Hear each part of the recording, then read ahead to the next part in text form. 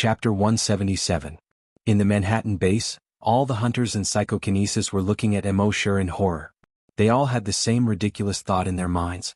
This Eastern psychokinesis might have broken through the limit of psychokinesis and reached the next level. No one knew what was stronger than psychokinesis. After all, up until now, none of the psychokinesis in the base had reached level 8. Not to mention breaking through the limit and reaching the next level. However, the power that Immortality just showed made everyone understand that it was the next level of psychokinesis. Even the two level 7 telekinesis masters in the Manhattan base were unable to put up any resistance under the suppression of this Asian man's telekinesis. They were immediately crushed to the ground. As for the two strongest level 8 hunters in the base, even with their strong bodies, they couldn't even last a second under this Eastern man's psychokinesis. They were directly pressed to the ground. This kind of power was impossible for a level 10 psychokinesis to achieve. At this moment, Immortality finally spoke slowly. "I'm just passing by and came in to ask a question." With a foreign language proficiency skill, he could speak any language on Earth at will. As soon as he said this, everyone else was stunned. Passing by? There were zombies everywhere outside, and there were even vampires that were stronger than zombies. How strong was he to be able to pass by in such an environment? The bald black hunter in the lead took a step forward and said, "That's right. Before we do a virus test we must isolate you." Immortality turned his head and slowly looked at the bald hunter. The bald hunter felt as if he had fallen into an ice cellar when Immortality glanced at him. This Eastern man's eyes were like an abyss. Just by looking at each other they felt as if they could fall into the abyss and be swallowed by it. That kind of creepy feeling made all the hair on his body stand up. He couldn't help but swallow his saliva as his Adam's apple moved. He changed his words. "Okay. You can ask the general what you want to ask. I'll take you there now." The other hunters and psychics looked at the bald black man in confusion when they heard this. Every one of them had a black face full of question marks. The bald black man ignored them. He lowered his head and quickly led Immortality away. When the others saw this they began to discuss in low voices. "My God. Why did the regiment commander change so much? Commander has always been amenable to coaxing but not coercion. He would rather die than submit to coercion. What's wrong with you today? Why did you change your mind on the spot? That's so unlike him. Did the commander take the wrong medicine? No matter how strong that Easterner is with Captain's character, he shouldn't have admitted defeat on the spot. How could they know what their commander had just faced?" In today's post-apocalyptic world, life and death were nothing to be taken lightly, and there were many people who would fight if they were not convinced. However, not many people had experienced the despair of looking into the abyss, as if they were about to be swallowed up in the next moment, and the fear that came from the depths of their bones. As for their commander, he was fortunate enough to experience all of this when he met Immortality's gaze. At this moment, a white psychokinesis said, "If the commander takes this Easterner to see the general, do you think the general can deal with him? I think it's very possible. With the general's strength, the thousands of zombies and vampires outside couldn't break through our walls." "I agree. This Easterner is indeed very strong, but compared to the general, he's too weak." At the same time, when Immortality was passing through the long and narrow street, the civilians saw Immortality and Easterner being taken to the general. They all shook their heads and sighed. Immortality paid attention to the expressions and demeanor of these civilians. He felt that these people seemed to be in awe of the general. At the same time, when these people looked at him, some had a trace of sympathy, while others had a sneer on their faces. This made Immortality feel that if he was taken to the general, he would be killed in minutes. However, Immortality didn't care. In this world there was nothing that could kill him. Even if the general was really strong enough to kill him, his consciousness could instantly leave his body and go into the body of the Sea Dragon clone. While Immortality was thinking, a Chinese woman on the side of the road suddenly shouted to Immortality in Chinese. "Don't go. Don't go to see the general. You must not go." Immortality turned his head and glanced at the woman, but didn't pay much attention to her. However, he was already sure that the general's strength should be extraordinary. And it seemed that the entire base was afraid of him. 2 minutes later, Immortality was taken to Central Park. Central Park was huge. It was about 4 kilometers long and 0.8 kilometers wide. It was a small miracle that there was such a huge park in Twisting Covenant, where skyscrapers were everywhere. This place was once called the Twisting Covenant Lung. It attracted tens of millions of people from all over the world to visit every year. On the lawn in the park, there was a woman with a hot figure, blonde hair and blue eyes. She was wearing a tight white short-sleeved shirt and denim hot pants. She looked sexy and hot without losing the sunshine of youth. At this time she was playing golf. In the apocalypse there was such a leisurely mood. Other than Immortality, she was the second. The bald man whispered to Immortality. That's the general. Immortality was a little surprised. He quietly activated the blood dragon's eye and looked at the woman. With this look, Immortality immediately understood. All the doubts he had along the way were answered. The bald man brought Immortality behind the woman. There was a hint of reverence in his tone. General, an Asian came in from outside the base. He said he wanted to ask for information. The woman didn't turn around. She swung her club and watched as the ball crossed an artificial lake and accurately smashed into a hole more than 100 meters away. Only then did she turn around. She waved at the bald man. The bald man hurriedly lowered his head respectfully and left as if he was escaping. It was as if he would be swallowed alive by the woman behind him if he was a second slower. At this moment, the woman threw the cue to the side. She pulled off the rubber band that tied her hair. Her golden hair immediately spread out like a waterfall. She turned around and carefully sized up Immortality. A moment later she shook her head slightly. He's a little thin. But his face is not bad. I've always been more patient with men with good faces like you. Ask what you want to know quickly. After you're done we'll get down to business. Then she reminded him, you came from outside the high wall. You should have seen the two men who were eaten, right? If you can't satisfy me, then the two of them will be your examples. Seeing this, Immortality's eyes were filled with a hint of mockery. He slowly said, aren't you afraid that I'll taint your noble bloodline? Chapter 178. This blonde woman with blue eyes, a hot figure and a beautiful face. Facing Immortality, she directly said, ask what you want to ask. After you're done let's get down to business. Immortality had a teasing look on his face. Aren't you afraid that I'll taint your noble bloodline? The smile on the woman's face froze. She looked a little surprised and sized up Immortality from head to toe. How can you tell? Of course, she didn't know that Immortality had the blood dragon's eye. He could see through the appearance and see through the woman's identity at a glance. Species, vampire, level 10 supermutated, ability, psychic illusion, psychic charm, because she was from the blood race, everything made sense now. Vampires were stronger than zombies. Therefore with her here, those zombies didn't dare to rashly attack the base.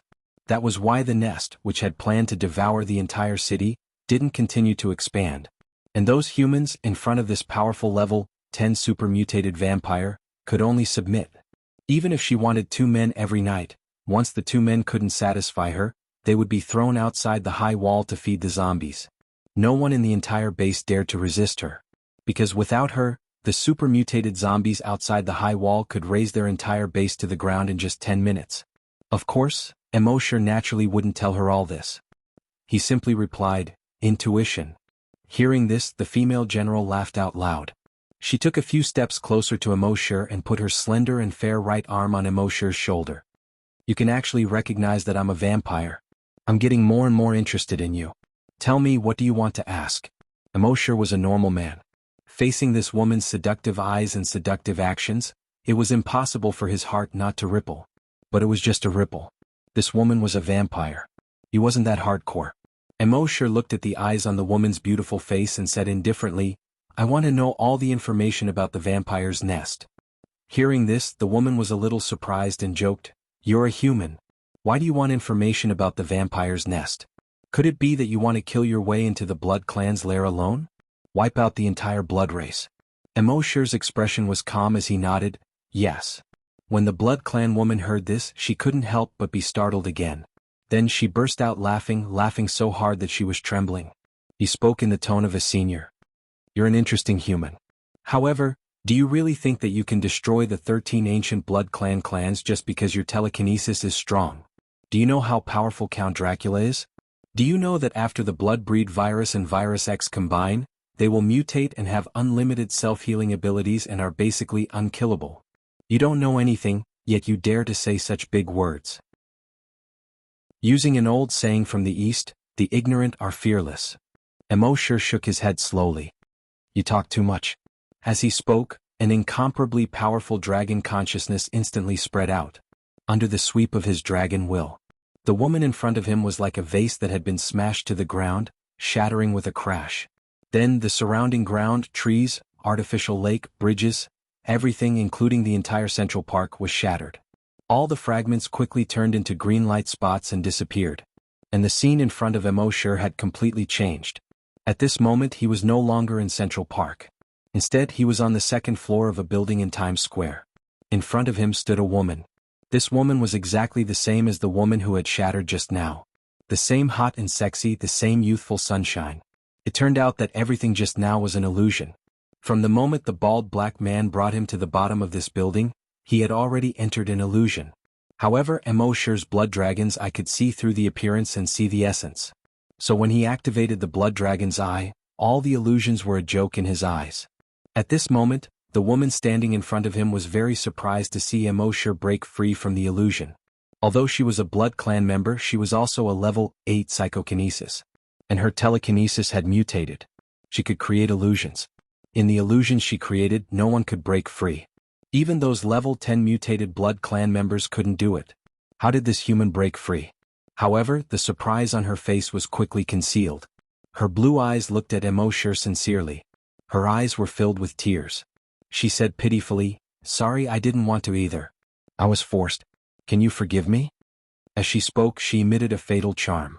Compared to before, the temptation was 100 times stronger. Under this fatal temptation, her mouth was already in front of Immortality's neck. At the same time, the 4 teeth in her mouth slowly turned sharp. At the same time, a hint of killing intent suddenly flashed in the endless charm in her eyes. She had used this move to kill countless humans. However, at this moment, she heard a faint sigh from this Eastern man. She couldn't help but feel a chill in her heart. Wasn't this man already bewitched by her? What was the meaning of this sigh? At this moment, she suddenly felt a sharp pain in her brain. It was so painful that she almost lost consciousness. She didn't have time to think and suddenly bit Immortality's neck. Ding ding, 2 soft sounds as if she had bitten a piece of iron. No, with her strength, even if it was a piece of iron, she could bite through it. But her sharp teeth couldn't pierce through this human skin. This woman was completely shocked. The teeth of the Blood Clan members were originally like sharp swords, invincible. The only thing that couldn't be pierced was the level 10 mutated body of Vajra. Could it be that this human strength had reached the level 10 mutated level? In shock, the clothes on her back were instantly torn apart. A pair of huge wings protruded from her back. On the wings, the sharp claws directly pierced toward Immortality's eyes. However, at this moment, swish, a ray of icy blue light flashed. The woman's head flew up in an instant and flew far away. At the same time, her body was quickly frozen. Along with the entire room, it was also frozen. Viscous liquid could be seen from the cut on her neck, bubbling non-stop. It was as if porridge was being cooked in an ice jar. At this point, this level 10 mutated Blood Clan member was dead. Until her death, she couldn't believe that as a level 10 mutated Blood Clan member, she couldn't even resist in front of this human. She was actually killed in one hit. What happened to having an body of Vajra after reaching the level 10 mutated level? What happened to not dying even if one's head was cut off? Fairy tales were all nonsense. What puzzled her the most was that this human was completely immune to her telekinesis charm. Was he still AF * King Man? At the same time, on the street not far from the building, the bald black man was waiting for instructions. Usually at this time, it wouldn't take long for the man to be stripped naked and thrown out. His mission was to escort this man to the door and throw him out to feed the zombies. However, at this moment, bang, something suddenly fell in front of him. He instinctively took a step back. He looked down. The moment he saw it, his expression changed drastically. Chapter 179. When the bald black man saw what was beneath his feet, his expression changed drastically. It was a head. The head that was sealed in ice. Through the crystal ice he could see the head inside. It was the general's head. He suddenly raised his head and looked at the second floor. He was waiting for the man to be stripped naked and thrown down. However, the man did not come down, but the general's head was thrown down. That man's strength was actually so strong?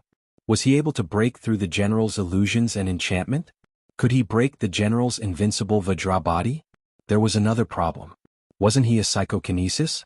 Psychokinesis was strong, but his body was just an ordinary person's body. Once other powerful creatures got close to him, he could only wait for his death. However, he was in front of the general just now. Not only did he not die, but the general's head was thrown down. What was going on? Aside from all these questions, there was still the biggest one. If the general was dead, who would suppress the thousands of infected creatures outside the base? This was the thing that scared him the most. Thinking of this, he quickly turned around and ran in the direction of the hunter group. However, after running a few steps, he stopped. Then he turned around and picked up the general's head that had been frozen. The hunter group's headquarters. A few members were joking. How long do you think that Easterner can last? I think he'll be thrown out in 10 minutes at most. Of course. Even the hunters couldn't satisfy the general. Would be strange if he could. Just as they were talking, the leader had already entered the headquarters. A hunter saw the leader enter and shook his head with a smile. Looks like I overestimated that Easterner. It didn't even take 10 minutes. Another psychokinesis said, nonsense. Of course. Although we psychics have powerful telekinesis, our bodies are still that of ordinary people. How can an ordinary person's body withstand the general's powerful body? Someone saw the bald black man holding an ice ball in his hand and asked in confusion, "Leader, where did the ice come from? It's not summer yet. It shouldn't be that hot." A hunter took the ice ball from the leader's hand as he spoke.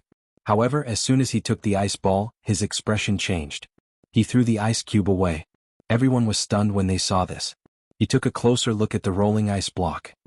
That is, a human head. The general's head. What's going on? Oh my God, the general is dead. Everyone exclaimed in disbelief. At the same time, on the second floor of a building in Times Square. After Immortality killed the general, he said in his mind, "System, sign in." The system's voice suddenly sounded frowny face sign in successful. Sign in event, killed level 10 super mutant vampire mutant psychokinesis. Sign in reward, dragon will illusion, dragon will charm. Immortality looked at the first skill. Dragon will illusion. Creates an illusion using dragon will to confuse the enemy. Immortality nodded slightly. The skill was quite useful. As for the second skill, dragon's charm, forget it, let's not talk about it. She couldn't possibly ask him to use his beauty to trick her, right? No man would do such a thing. Then, Immortality flipped through this woman's memories. Through these two memory plundering, Immortality discovered that after these creatures reached level 10, perhaps because their brain cells were already strong to a certain extent, every time he used memory plundering on them, they wouldn't become idiots. From this woman's memories, he knew that this woman was a vampire who walked out of Castle Dracula. She wasn't the general of the base. Her twin sister was. When she was 5 years old, she was captured by the vampires and transformed into one. However, although she became a vampire, a 5-year-old girl tasted fear and loneliness in that dark, gloomy, and cold castle. Later, she went through a lot of hardships and escaped from the castle. Finally, she found her parents and sister.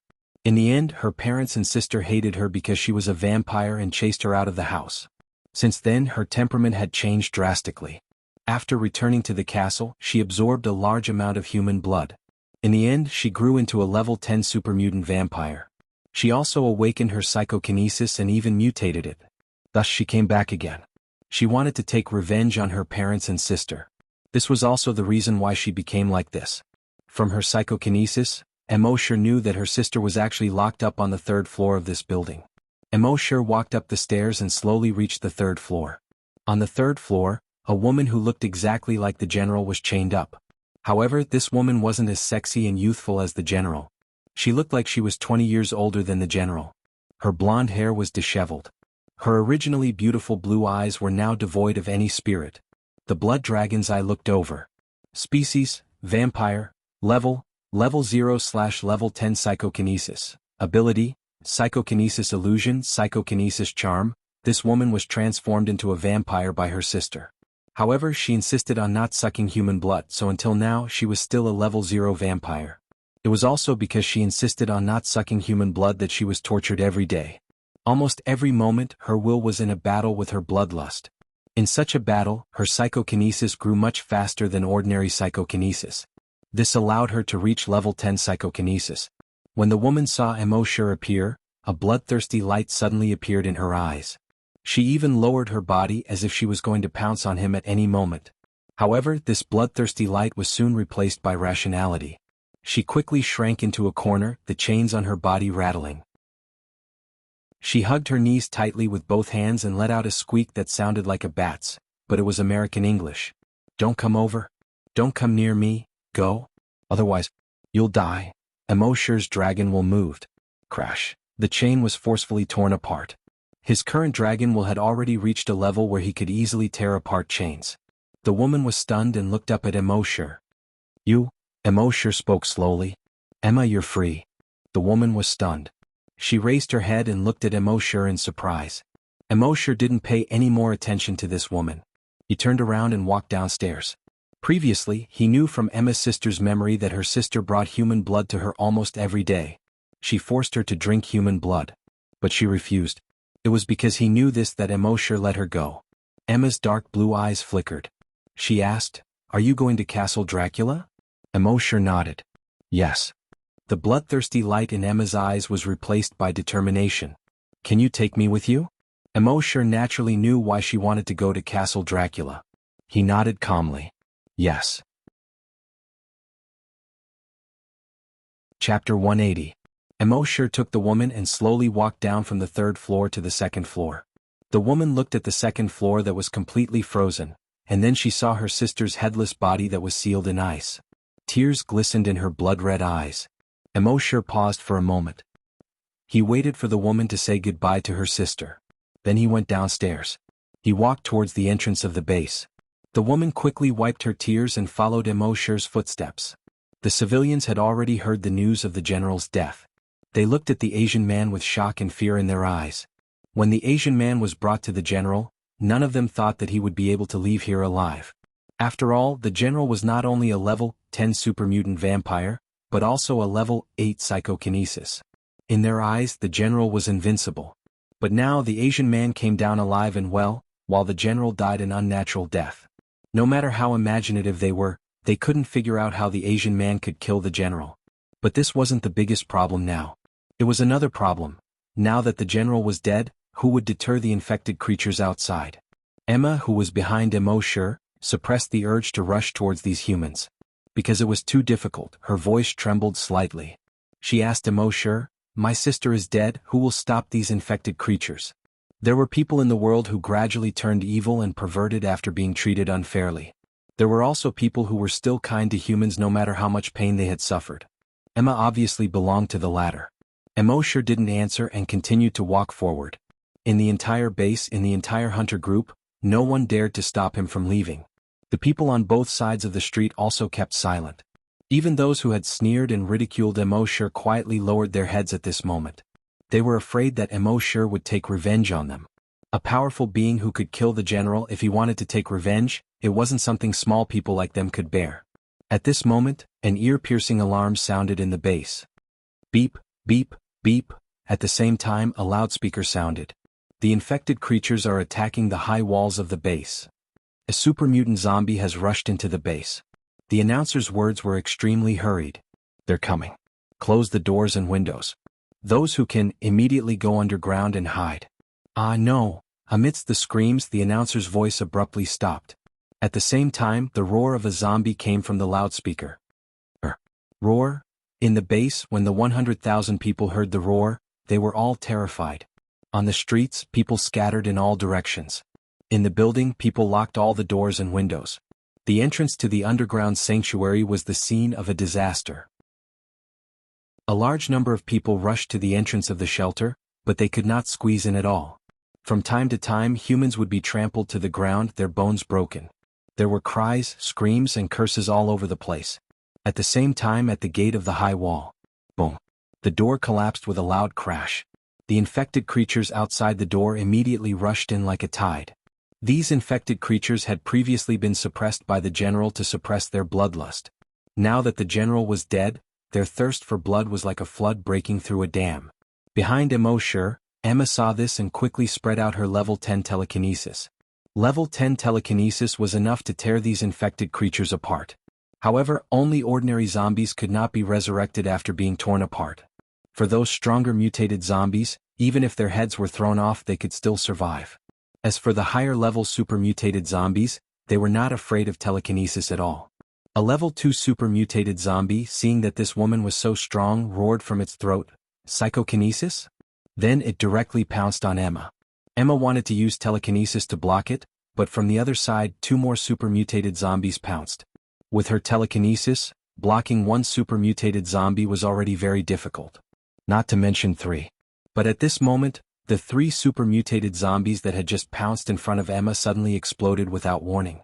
Boom boom boom, with 3 consecutive sounds, the 3 super-mutated zombies exploded into 3 clouds of blood mist. Emma was only slightly stunned. Then she looked up at the man in front of her. She naturally knew that it must be this man's doing. But why was this man so strong? She was already at level 10 psychokinesis, but she was far from being able to do this. But this man dealt with it so easily. Could it be that this man's realm had really reached a higher realm than level 10 psychokinesis? But her surprise had just begun. She saw the infected creatures that were pouring into the base like a flood. When they pounced on this side, they suddenly melted one by one. Like melted chocolate, after falling to the ground, they turned into a pile of meat paste. When she used her telekinesis to explore the surroundings, she found that it was not only these infected creatures that were pouring into the base. Including the thousands of infected creatures around the base, they were also melting quickly. After melting, they quickly gathered in the direction of the Central Park. This made her even more amazed by this Asian man in front of her. This man's telekinesis was so strong. He was so strong that it was far beyond her imagination and understanding. In extreme shock, she could not help but ask, "What is the realm above level 10 psychokinesis?" Immortality walked forward and said, "Psychic Master." Emma asked again, "Then? You are a Psychic Master?" Immortality shook his head, "No." Then he did not say anything and continued to walk forward. Emma's doubts in her heart deepened. If this man was not a Psychic Master, could it be a realm higher than that? Then what was it? At the same time in the base, these humans originally thought that they were going to die today. But at this moment they suddenly saw the zombies that were pouncing on them melt into meat paste. They were all inexplicably horrified. OSH*T, this is so F*King disgusting. Why did these zombies suddenly melt? They are still moving after melting. What the hell? But for them, they were still very excited that they had survived when they were about to receive their lunchboxes. At the same time, someone saw through the gaps of the high-rise buildings in the direction of the Central Park. There, a huge blood-red figure was slowly condensing and taking shape. Oh my god, what is that? A giant? A blood-red giant. Don't tell me it's another powerful infected creature? Just as they were wondering, the twisted flesh of more than 8 million infected creatures had slowly condensed and taken shape in the Central Park. The huge blood Buddha that was 1,000 meters tall appeared again. Chapter 181. All the infected creatures in Manhattan other than those below supermutation were turned into flesh and blood and condensed into blood Buddhas. However, the 1 million infected creatures in Manhattan were far from enough. Under the shroud of Immortality's draconic will, all the 8 million infected creatures in the 5 administrative districts, as long as their level was below supermutation, were all melted into meat paste. They were quickly wriggling toward Manhattan. Gradually, more than 10 minutes later, in the morning fog, a blood-red blood Buddha that was 1,000 meters tall appeared in Central Park. Due to the morning fog, people could not see the upper half of it.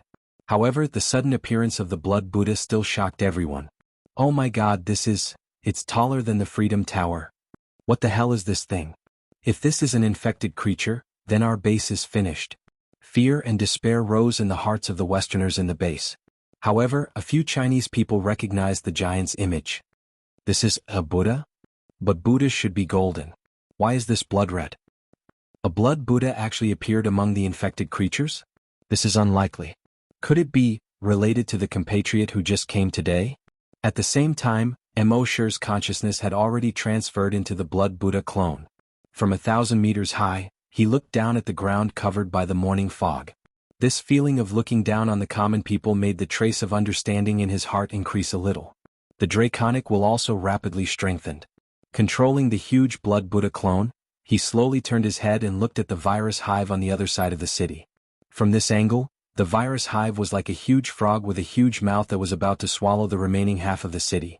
Immortality did not use the blood handprint. He had to save this move for other uses later. He controlled the huge blood Buddha and raised its right foot. It brazenly stepped on the virus hive. Rumble, it was as if the sky was collapsing and the earth was cracking. In the base, everyone felt the earth shake. The surrounding skyscrapers also shook violently. Everyone was shocked. Earthquake. Fortunately, the shaking only lasted for a few seconds. Soon calm was restored. On the other side of the city, it was not calm at all. Under the foot of the blood Buddha, the virus hive that covered half of the city collapsed. Above the mother nest, the tens of thousands of tumors exploded. Blood immediately gushed out. In the broodmother's nest, all the blood vines and tentacles in the huge blood pool that occupied half of the city were trembling in pain at this moment. The Sanguisurincus wanted to extend upwards in an attempt to repair the nest. However, they were only able to extend halfway before they quickly withered away. When the tentacles saw this, they did not dare to extend any further. Instead, they quickly retracted back into the ground.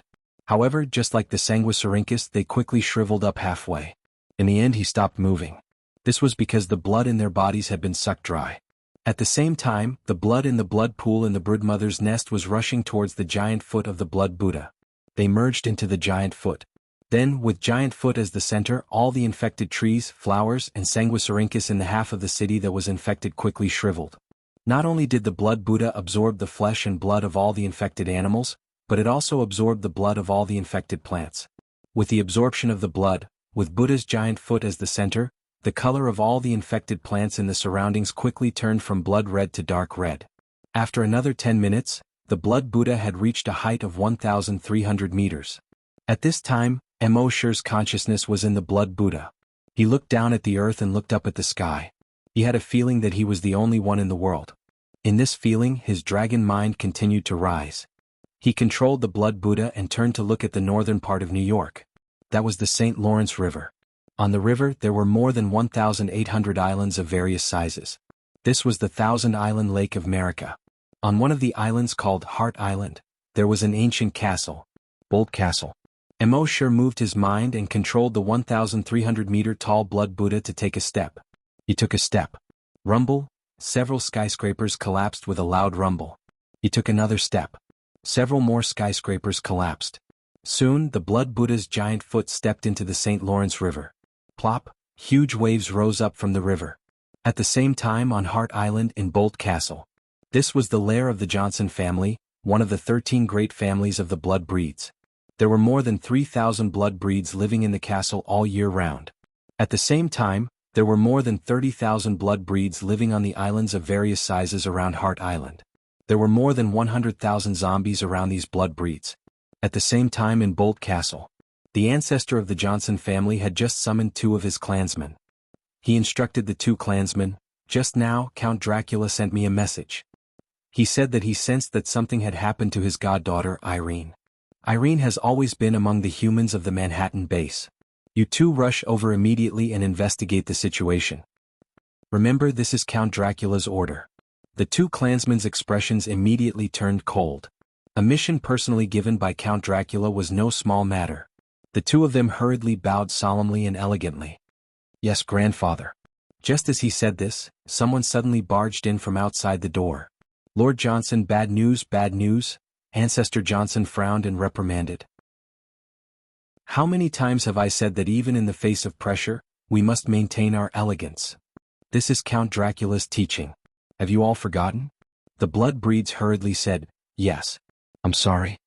Then he slowly opened his mouth and said, "Lord Johnson, a blood-colored giant more than 1,000 meters tall has appeared outside. It's coming toward our castle." Hearing this, Ancestor Johnson's heart trembled. Even though he had lived for hundreds of years, he had never heard of a giant more than 1,000 meters tall. This matter was definitely not a small matter. On his back, a pair of wings quickly tore the clothes on his back apart.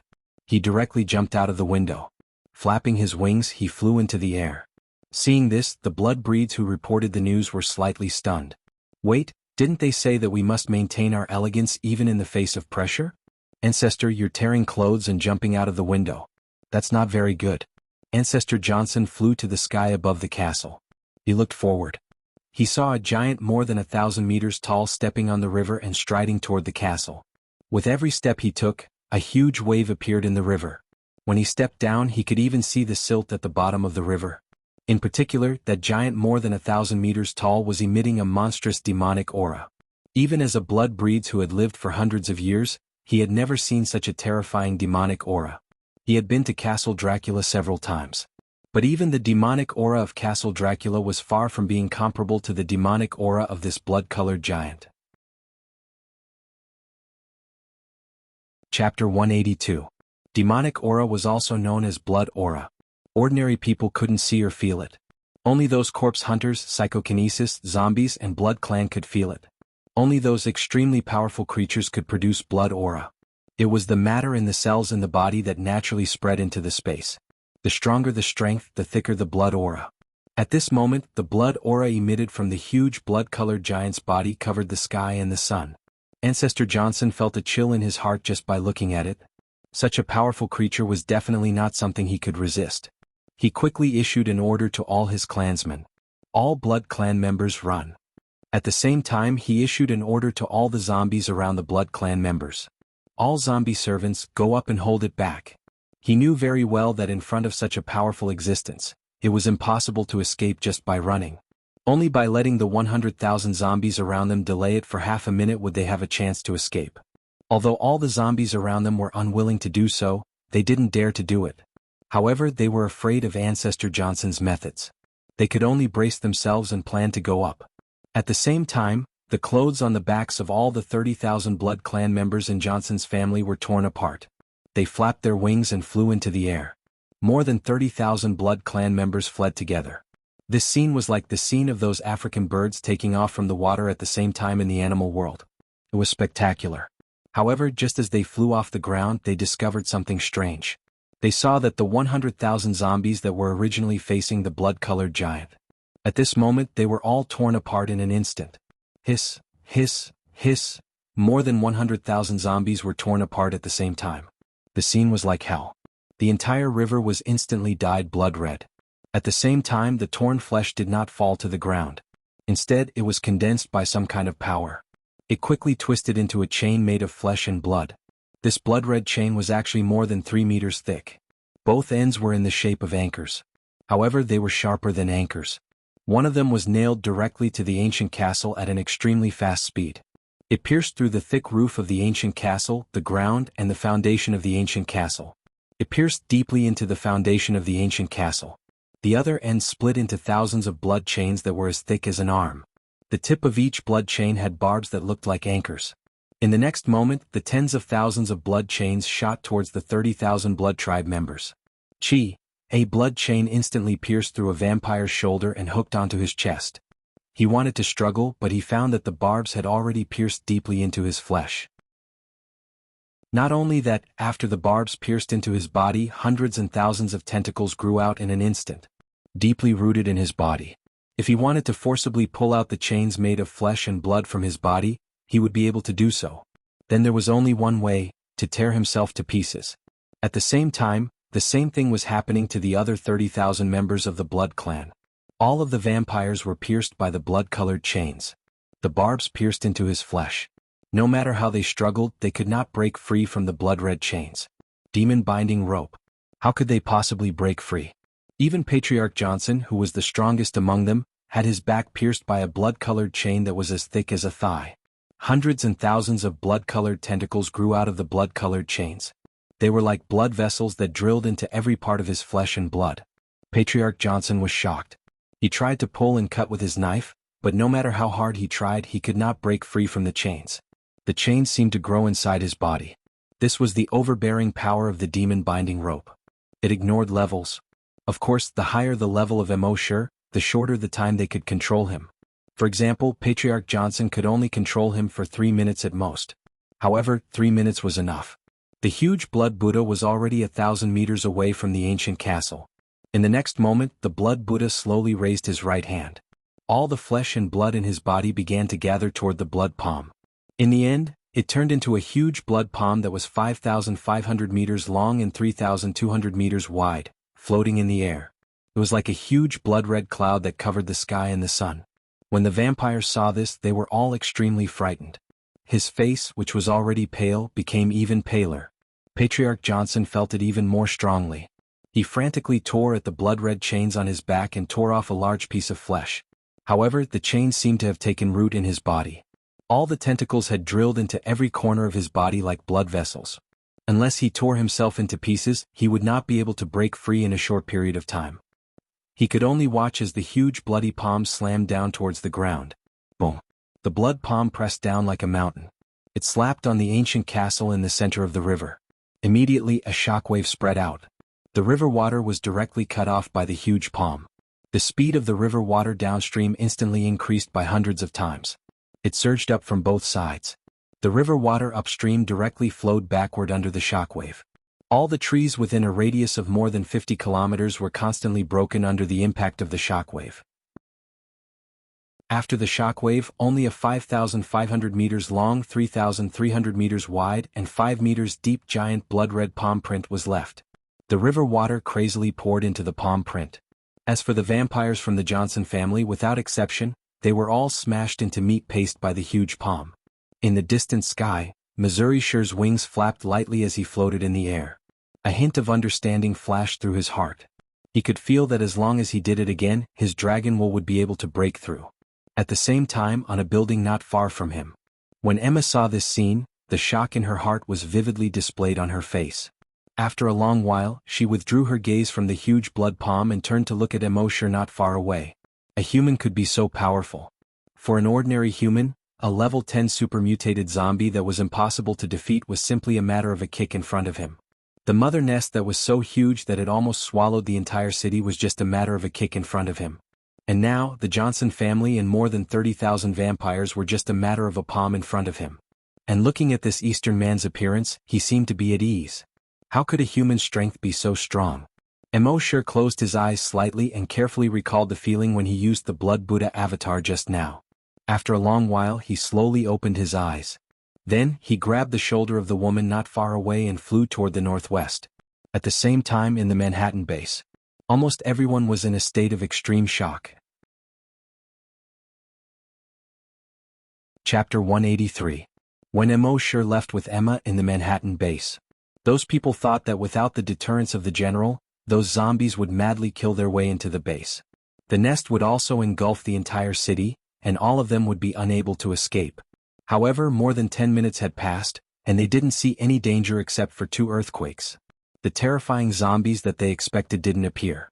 Amidst the confusion, the bald black captain led a few people from the hunting group to the skyscraper in the base and looked at the entire city.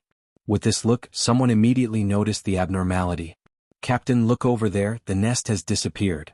Everyone looked in the direction he was pointing and looked at the other side of the city. Indeed, as he said, the nest that originally occupied half of the city had long disappeared. Moreover, the previous half of the city was blood red. At this time, all the Sanguisurincus turned dark red as if they were dead. The streets that were originally densely packed with zombies were now empty, and not even a shadow of a ghost could be seen. It seemed that the infected creatures in the entire city seemed to have been wiped out. This was done by that Easterner? The general was able to intimidate all infected creatures. That Easterner killed the general.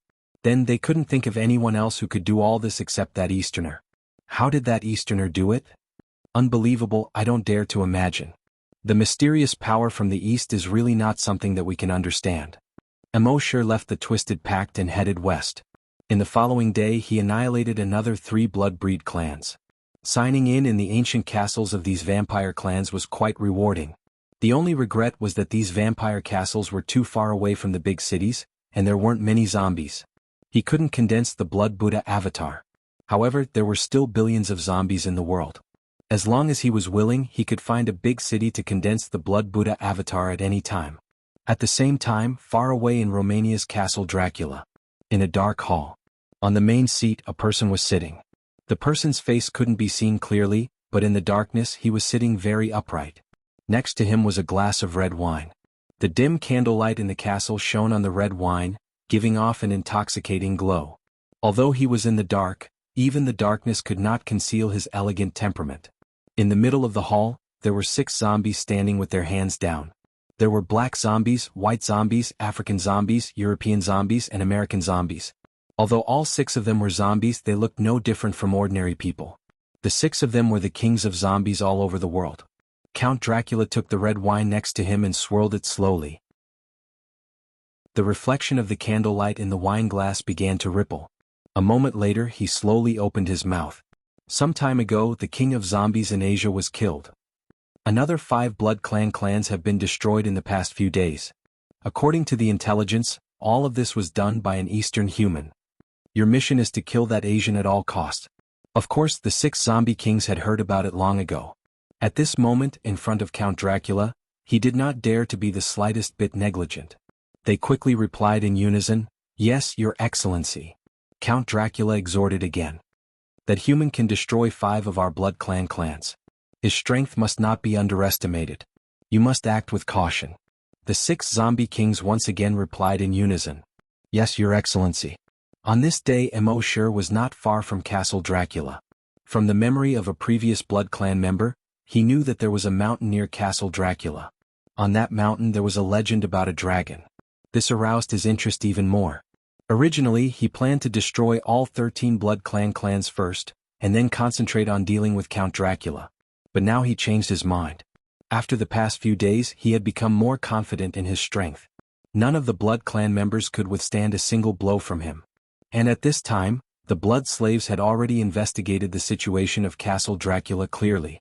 So there was nothing to worry about. He could just kill his way to Castle Dracula. At night he came to a meadow by a lake. Immortality planned to rest after setting up the virtual sentry tower. Emma reminded him worriedly, "You destroyed so many castles of the Blood Clan. They may come for revenge tonight." Immortality yawned and nodded. "Yeah." Emma was puzzled. "You're not worried?" Immortality nodded again. "Yeah." Seeing Immortality's appearance, Emma really didn't take it to heart. She asked again, "What if Count Dracula comes in person?" Immortality smiled. "That would be interesting." Emma was puzzled. Why was this Eastern man so confident? When her sister was still alive, she often talked about Count Dracula.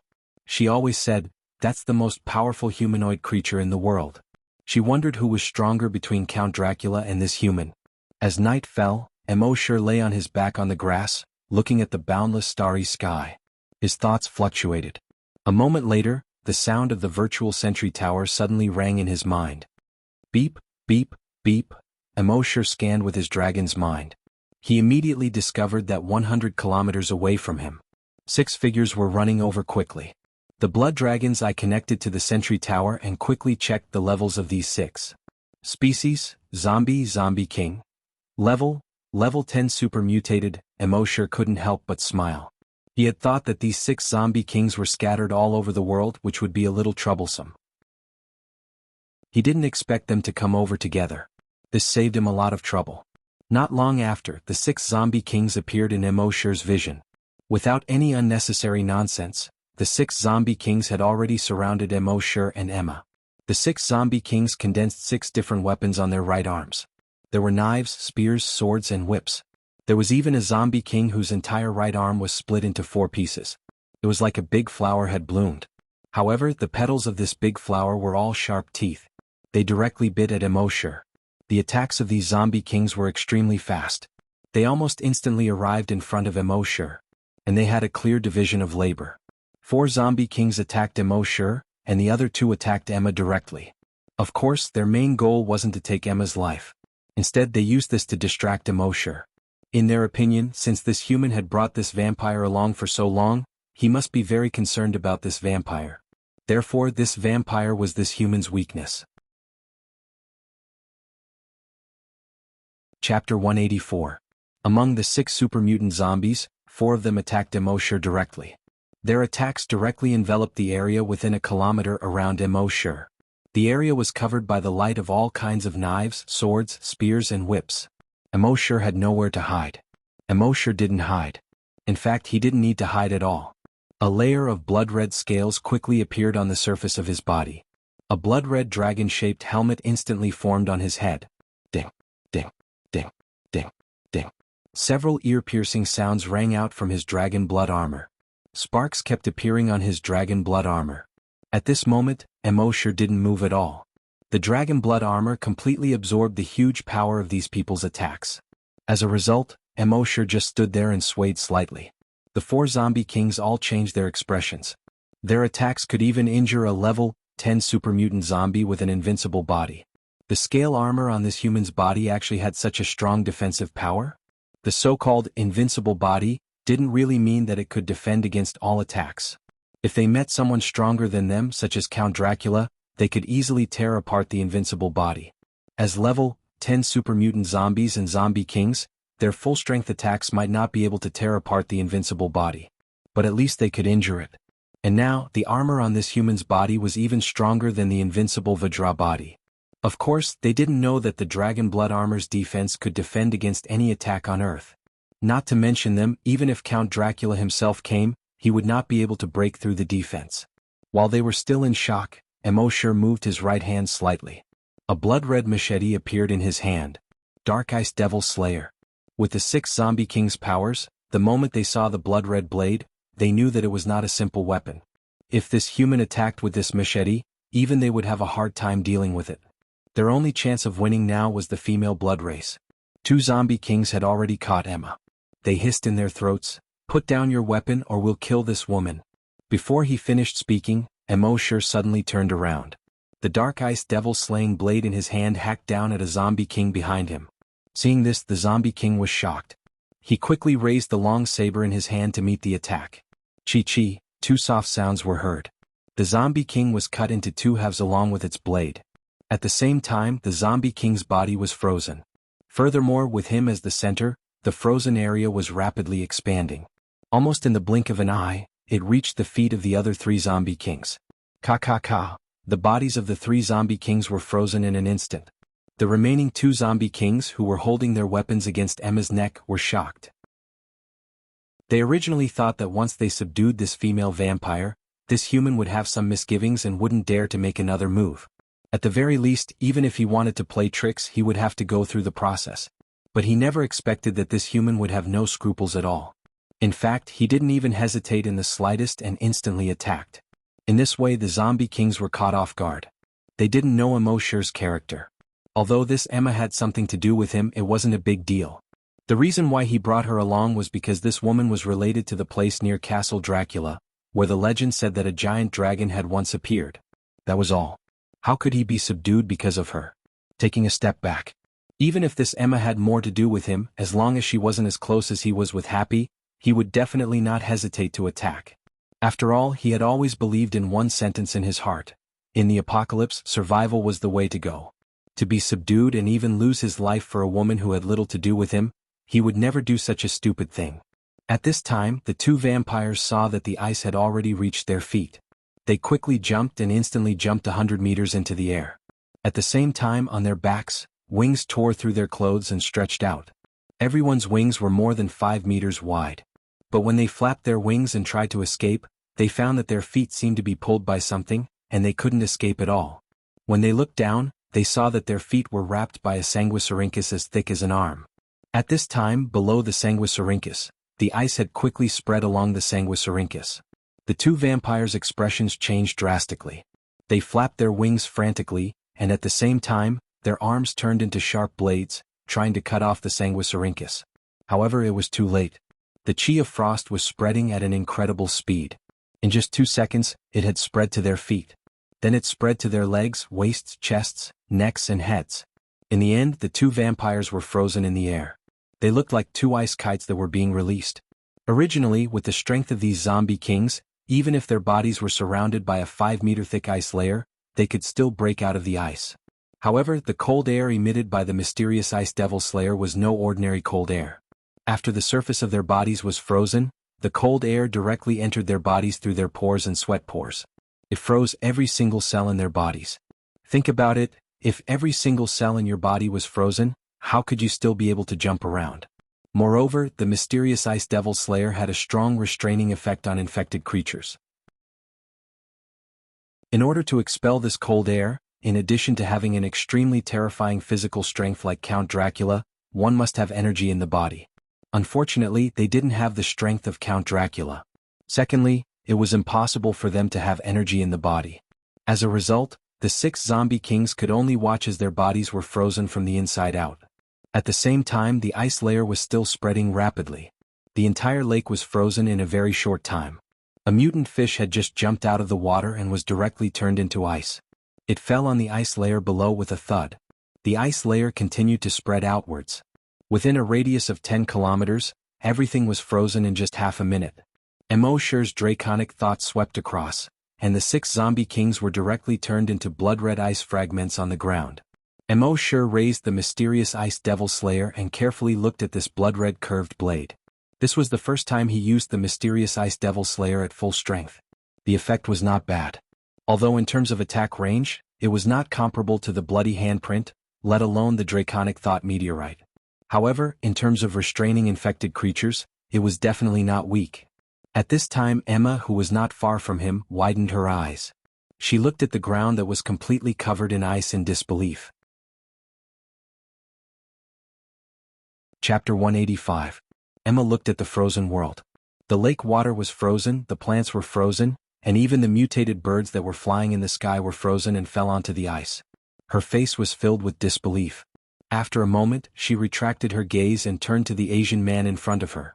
She had already seen the powerful strength this Asian man had displayed before. No matter how strong this man was, she wouldn't be so surprised if he could destroy a country with one move. But now, with this slash, everything within a radius of 10 kilometers was frozen. She really couldn't understand. This wasn't a magic world and he wasn't Princess Aisha. How could he freeze everything within a radius of 10 kilometers with one move? She really didn't understand. Immortality really did have the strength to destroy a country with one move. Immortality finished all this as if nothing had happened. He put away the mysterious ice demon-slaying blade. Then with a thought he took out a recliner from his backpack. He placed it on the ice and lay down comfortably. Looking up at the night sky, his eyes reflected the starlight. Emma, who was next to him, was very puzzled by Immortality's ability to make things appear so casually. But she had seen Immortality play like this many times during this period of time, so she was already used to it. Immortality seemed to be looking up at the starry sky at this time, but in fact he was signing in his mind. System Special Event Sign In. Sign in successful. Sign in event, kill the Zombie King. Sign in reward, 60 Zombie King Crystal Cores. Immortality looked at the reward and couldn't help but smile. 60 Zombie King Crystal Cores were enough for him to advance. He thought that he would waste some time since he hadn't signed in at the Dragon Palace for the past few days. But he didn't expect a pleasant surprise. He didn't have to avoid Emma. With a thought he took out more than 10 Zombie King Crystal Cores. Holding them in his palm, they turned into streams of heat and flowed into his body from his palm. After a while he absorbed all 60 crystal nuclei of the Zombie King. At the same time his body temperature rose rapidly. After reaching the limit, he stopped for about 5 minutes before his body temperature slowly returned to normal. Breaking through was that simple. Looking at his mind he saw that his attributes had changed. Name, Immortality. Level 8 Great Hunter. Level 2 Long Yen Shi. Evolution direction, Titan Dragon. He was now a level 8 Great Hunter, one step closer to the limit of level 10. Emma, who was not far away, did not know that in such a short time, the Asian man in front of her had increased by one level. She only saw a smile on Immortality's face for a while, and then he seemed to sigh. She had no idea what this man was thinking. The next morning, Immortality took Emma and flew toward Romania. At the same time, in Dracula's castle in Romania, Count Dracula had also received the news. Although the messenger of the Blood Clan couldn't see Count Dracula's face, he could see his elegant and noble figure in the darkness. Earl, the 6 zombie kings you sent were all killed by that human being. Count Dracula paused for 2 seconds, a little surprised. I underestimated that human. In Count Dracula's opinion, the zombie kings were the most powerful beings in the world besides himself. He thought that it would be easy to send 6 zombie kings to kill that human being. He didn't expect that the 6 zombie kings would be killed by that human being. But what's done is done, it's just 6 zombies. The messenger of the Blood Clan continued to ask, Earl, he's coming. Count, he's coming to our castle. Should we prepare anything? Count Dracula chuckled and said, What do we need to prepare? Do you think the tens of millions of mutant bats around the castle are just decorations? When the messenger of the Blood Clan heard this, he thought of those mutant bats and felt a chill in his heart. There were tens of millions of mutant bats in the forest around the castle. The individual strength of those mutated bats was not strong. But when tens of millions of mutant bats attacked at the same time, even a level 10 super mutant Blood Clan would be killed in a very short time. He had seen with his own eyes 3 level 10 super mutant Blood Clan offend the Earl. In the end, the Earl ordered tens of millions of mutant bats to attack together. Those 3 level 10 mutant Blood Clan members didn't even last half a minute. Thinking of this, the Blood Clan member quickly lowered his head and replied, No. At the same time he also thought of Count Dracula's strength. Those tens of millions of mutant bats were so strong, but they were still under Count Dracula's control. It was clear that Count Dracula's strength was stronger than those tens of millions of bats. With those tens of millions of mutant bats and Count Dracula's double insurance, That arrogant human being wanted to attack Castle Dracula was simply wishful thinking. Count Dracula said, "So we don't need to prepare anything. Just wait for that arrogant human to walk into the trap." The messenger of the Blood Clan member nodded. "Yes, Count Dracula." Then he carefully retreated. Until this moment, a pair of blood-red eyes lit up in the darkness. Count Dracula's voice sounded. "I, Count Dracula, have not used my full strength for more than 300 years. The humans in this world have probably forgotten the fear of being dominated by Count Dracula." The next afternoon, Immortality brought Emma to Romania. 80 kilometers away from Castle Dracula, Immortality floated in the sky. At this moment, the blood slave quietly flew over and landed on Immortality's shoulder. Through the dragon telepathic communication, the blood slave had already told him everything about the castle. Immortality knew that there was a cave on Mount Sarati behind Castle Dracula. People once said that it was the dragon's lair. But in an earthquake, the entrance to the dragon's lair was shaken and collapsed. But in fact, there was another entrance to the dragon's lair. It was in the wine cellar under Castle Dracula. This was also the reason why Immortality traveled so far to attack Castle Dracula. Within a few hundred kilometers around Castle Dracula, there were no cities or zombies. Because Count Dracula felt that those zombies were inferior creatures that would tarnish his castle. But the blood slave had previously detected that there were tens of millions of mutant bats in the forest around Castle Dracula. And these tens of millions of mutant bats were enough to condense into a larger blood Buddha. Thinking of this, Immortality was secretly delighted. In his mind he checked the evolution points. Along the way he had already accumulated more than 9 billion evolution points. Destroying these tens of millions of mutant bats and destroying Castle Dracula would definitely break through 10 billion points. At that time the system would be upgraded again and the rewards would be much more. And his dragon telepathic communication would probably directly break through to level 3. At the same time he could check in at the dragon's lair. Killing many birds with one stone. Chapter 186. Above the forest to the east of Castle Dracula. Immortality and Emma flew over slowly. Vampires could be seen flashing past the forest on the ground from time to time. Emma was shocked when she used her telekinesis to investigate. There were more than 100 blood breeds within a radius of 1,000 meters from her. But this was not what surprised her. Castle Dracula was the lair of the vampires, so it was not surprising that there were so many vampires around. What surprised her was that there were hundreds of mutated bats hanging upside down from almost every tree below. And they were all mutated vampire bats. Before they mutated, they lived by sucking blood. Now that they had mutated, their faces were even more ferocious. Their faces looked like those of a wild boar. But they were not as long as a wild boar's nose. 2 long fangs were exposed at the corners of their mouths. Each mutated vampire bat was more than a meter long. Their wingspans were more than 3 meters wide. With so many vampire bats surrounding her, even she, a level 10 psychokinesis, would have a hard time dealing with them. Moreover, this was only the vampire bats within a radius of 1 kilometer. If all the vampire bats in the surrounding forest were added up, there would be millions or even tens of millions of them. Even a level 10 super-mutated zombie would not have a complete corpse if it barged in here. However, she turned her head to look at Immortality. This Asian man's strength should be able to easily deal with so many mutated vampire bats. And with this Asian man's personality, one slap from him could probably turn the entire area around Castle Dracula into ashes. Thinking of this, she hurriedly said to Immortality, who was beside her, "Can you let me go down to find my son first?" The reason why she took the risk to come to Castle Dracula with Immortality was that her sister had once taken her son to Castle Dracula for revenge, and turned him into a vampire. She came here to find her son. As for the reason why Immortality brought her here, it was not because he was touched by the great love of a mother. This woman did make him feel good, but it was far from the point where he would bring her all the way to the lair of the vampires just to find her son. He had brought her here for another reason. Seeing Immortality's silence, Emma thought that he didn't agree. She begged, "Please let me go down and look for my son. Just give me half an hour. Whether you can find it or not, do it when the time is up, okay?" Immortality shook his head. "Sometimes the result may not be as good as you think." Emma was slightly taken aback. This Asian man seemed to know something. Her blood-red eyes flickered slightly. After a while, he said with some difficulty, "No matter what the result is, I will accept it." As they spoke in the forest below, a mutated vampire bat suddenly flapped its wings and flew into the air.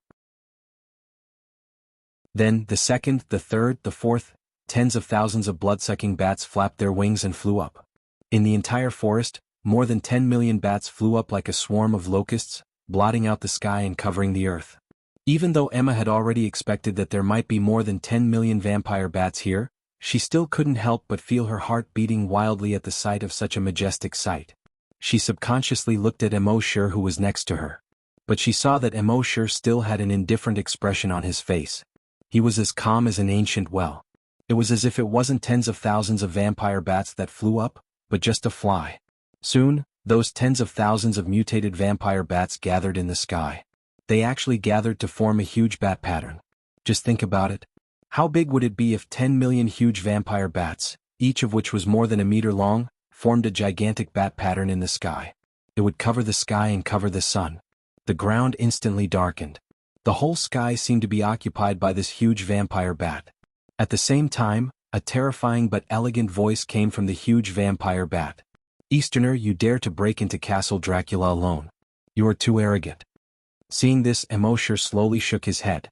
This Count Dracula was not only pretending to be mysterious, but also blind. But on the surface he didn't say anything. Before a fight he never liked to talk nonsense. If he could fight he would never talk nonsense. Count Dracula saw that Immortality didn't want to talk nonsense with him and seemed a little bored. He said, "I thought that all Easterners like to be reserved, but I didn't expect you to be different. Since that's the case, then accept the judgment of Count Dracula." Before he finished speaking, the huge bat pattern formed by tens of thousands of mutated vampire bats in the sky flapped its wings slightly and swooped down towards Immortality. Because of the flapping of its wings, within a radius of more than 50 kilometers, leaves suddenly flew and dust filled the air. On a nearby lake there were also huge waves rolling. In the forest, the trees were constantly emitting cracking sounds. Seeing this, Emma's face suddenly changed. Even though she knew that Immortality was very strong, she couldn't help but be shocked at this time. After all, when she followed Immortality all the way here, she had never encountered such a strong attack. Immortality just shook his head slightly. With a thought. In the next moment, she saw the tens of thousands of vampire bats that were rushing towards Immortality melt at an extremely fast speed. They turned into tens of thousands of blood-red meat paste and fell from the sky. Pa pa pa, they fell to the ground. It was as if there was a rain of flesh and blood. Within a radius of tens of kilometers, all the trees, grass, and lakes were covered with a layer of flesh and blood in a short period of time. And this flesh and blood carpet was wriggling quickly, slowly condensing into a giant statue. About a minute later, this giant statue finally took shape completely. It was actually a blood Buddha that was about 2,000 meters tall and completely blood-red. The blood Buddha stood between heaven and earth. In heaven and earth only I am supreme. Its eyes were lowered, looking down on everything as if they were ants. In the hall of the ancient castle not far away, Count Dracula suddenly stood up in the darkness. He looked at the blood Buddha that stood proudly between heaven and earth not far away in surprise. He originally wanted to control these tens of thousands of mutated vampire bats to attack that Easterner. Even if he couldn't kill that human, it could still cause great news to him. When the time came, he would be able to kill this human easily. But he never expected that this human didn't even move, and these tens of thousands of mutated vampire bats were turned into meat paste. And they even condensed into such a huge blood Buddha. Previously, he had heard from his subordinates that the blood Buddha was terrifying. Therefore he had been mentally prepared for this. The previous 2 times Immortality's blood Buddhas were condensed from the flesh and blood of zombies.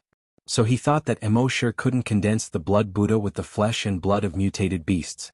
And these mutated vampire bats all had the blood of the blood clan flowing in their bodies. Even if that human could really condense the blood Buddha with the flesh and blood of mutated beasts, he didn't think that the human could condense the blood Buddha with the flesh and blood of the blood clan. If it could be condensed, wouldn't it have been condensed long ago? Why wait until now? But he never thought that this was a trick that Immortality had left behind to numb him. Chapter 187. Count Dracula didn't expect that Immortality still had a trick up his sleeve. In fact, the blood Buddha avatar could be condensed from the flesh and blood of any infected creature. Immortality had only condensed from the flesh and blood of zombies the previous 2 times. Even when he was only 1 step away from condensing the dragon will, he didn't use the flesh and blood of vampires to condense the blood Buddha avatar. This was to make Count Dracula lower his guard. To make him think that Immortality couldn't condense the blood Buddha with vampires. At this time, the blood Buddha condensed by Immortality was 2,000 meters tall. Emo looked down through the gaps in the clouds from the Blood Buddha's perspective. He saw that the originally huge castle Dracula was now like a castle built by a child with blocks. He moved his mind. The Blood Buddha's right palm slowly raised. The clouds in the surroundings started to move in all directions as the giant palm was raised. At this time Emma, who was being held by Emo and floating in the air, saw this giant palm and her heart suddenly sank. If this palm fell, all the vampires would be finished. Her son would be finished too. She wanted to beg Emo not to make a move first.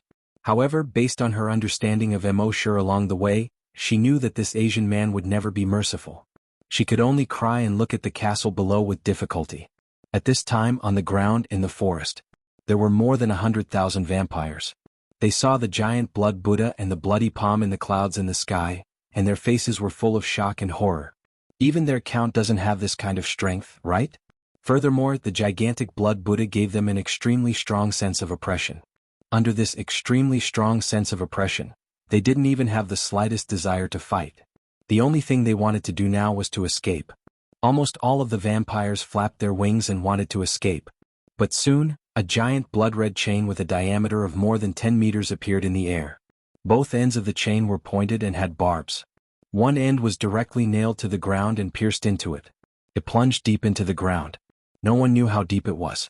The other end quickly split into more than 100,000 chains and shot out in all directions. In the blink of an eye, it pierced through the bodies of all the Blood Clan members. Even Count Dracula was no exception. At this moment, Count Dracula saw the giant Blood Buddha slowly condense into a giant palm. A trace of shock appeared in his heart. For a mere human to be able to reach such a level of strength was far beyond his imagination. However, at this moment, a blood-red chain suddenly pierced through his body, causing him to be even more horrified. One had to know that his body was dozens of times stronger than the body of a normal level 10 mutated Blood Clan member. He didn't expect his body to be pierced through so easily. In his shock, he hurriedly tugged at the chain, wanting to tear it apart. His strength was immense. However, when he pulled, he was surprised to find that the chain was extremely sturdy. Even he couldn't break it. This brat! Count Dracula was both shocked and angry. He was Count Dracula, the ancestor of the vampires, yet he was being tied up by a lowly human. Unforgivable. Unforgivable. Fortunately, after a moment, the chain in his body seemed to loosen. He pulled hard and forcefully pulled the chain out of his body. Although he also pulled out a fist-sized piece of flesh, it was nothing to him. His wound would heal very quickly. However, he soon discovered that the fist-sized wound on his chest had not healed at all. His self-healing ability seemed to have disappeared. How could this be? Ever since he became a blood breed, his body had an extremely strong self-healing ability. Even if his arms and legs were broken, they could grow back in just a few seconds. Now it was just a hole in his chest, but it couldn't heal. What the hell was this? If it were an ordinary blood breed, they would definitely be terrified and turn around to flee. However, Count Dracula was not a blood breed who would give in easily. The noble blood of the blood breed flowed in his body. How could he admit defeat to a mere human? It was impossible for him to escape. Escape was impossible in this lifetime. He bent his body slightly and in the next moment he leaped up. He directly crashed through the roof of the ancient castle. While in the air, his body was rapidly changing. His body was rapidly growing in size. Soon he reached a height of 100 meters. When he spread his wings, they were more than 500 meters wide. His eyes were blood red as he looked at the large blood palm that had already formed. An ear-piercing shriek came out of his throat. Squeak! This shriek was obviously a sound wave attack. In his shriek, the clouds in the sky rolled and quickly spread out in all directions. All the blood breeds had their bodies pierced by the demon-binding rope and were originally extremely terrified. However, when they saw the 100-meter-tall Count Dracula, they were all overjoyed. Was the Count finally going to use his full strength? The Count had not used his full strength for hundreds of years. This lowly human did not understand the terror of the Count when he used his full strength. At this moment, the huge blood palm that was 10 kilometers long and nearly 6 kilometers wide was not affected at all by Count Dracula's shriek. It slammed towards the ground. The surrounding sea of clouds churned and surged wildly. Upon seeing this, Count Dracula bellowed in anger. Lowly human, lowly species, how dare you offend the noble blood breed? As he spoke, he flew towards the blood palm. Boom! The blood palm came down from the sky and bombarded the ground. Suddenly, a shockwave like a tsunami quickly swept across a radius of hundreds of kilometers. All the trees within hundreds of kilometers were directly torn apart by the tremendous force. All the infected creatures, including the level 10 mutated blood breeds, were directly torn apart by this shockwave.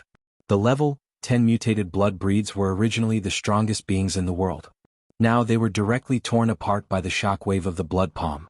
This was unimaginable in the past. In this huge shockwave, all the flowers and trees on the ground within a radius of 100 kilometers were directly swept away. Only the bare ground was left. The nearby mountains also seemed to shake violently a few times. Large chunks of mountain rocks rolled down continuously. When the last mountain rock fell, the whole world was finally quiet. Between heaven and earth, only the figures of Immortality and Emma were suspended in mid-air. Emma's pair of blue eyes were wide open as she looked at the ground. The ancient castle on the ground had long disappeared. Only a huge palm print that was 10 kilometers long and nearly 6 kilometers wide was left. Looking down from the sky, this palm print was blood red. It was so red that it seemed as if blood could drip out. It was so red that it made one's hair stand on end. It was so shockingly red. Chapter 188. Under the palm. The whole world became quiet. Only a huge bloody palm print that was 10 kilometers long was left on the ground. 100,000 members of the blood tribe were all wiped out by this bloody handprint. At this time, Immortality closed his eyes slightly, feeling the enlightenment in his heart just now. His dragon's will was rapidly increasing. It had reached its limit. Thinking back to the time when he turned into a blood Buddha, standing between heaven and earth. Seeing everything as ants, observing the energy of heaven and earth. All kinds of feelings in his heart kept surging. Finally, at a certain moment, like a flood breaking through a dam, he broke through his limit. The whole world suddenly became clear. Everything within a radius of 150 kilometers seemed to be under his control. Name, Immortality. Level 8 Great Hunter. Level 3 Long Yen Shi. Evolution direction, Titan Dragon. Phew, Immortality let out a long breath. The dragon's will had finally increased again. It was too difficult to increase the dragon's will. Of course, in contrast, the strength of the dragon's will was also far beyond imagination. Now that he was level 3 Long Yen Shi, he could easily crush a level 10 Great Psychic who was 7 levels higher. If Count Dracula was in front of him now, Immortality could tear his body apart with just the dragon's will. One had to know that Count Dracula had an indestructible body.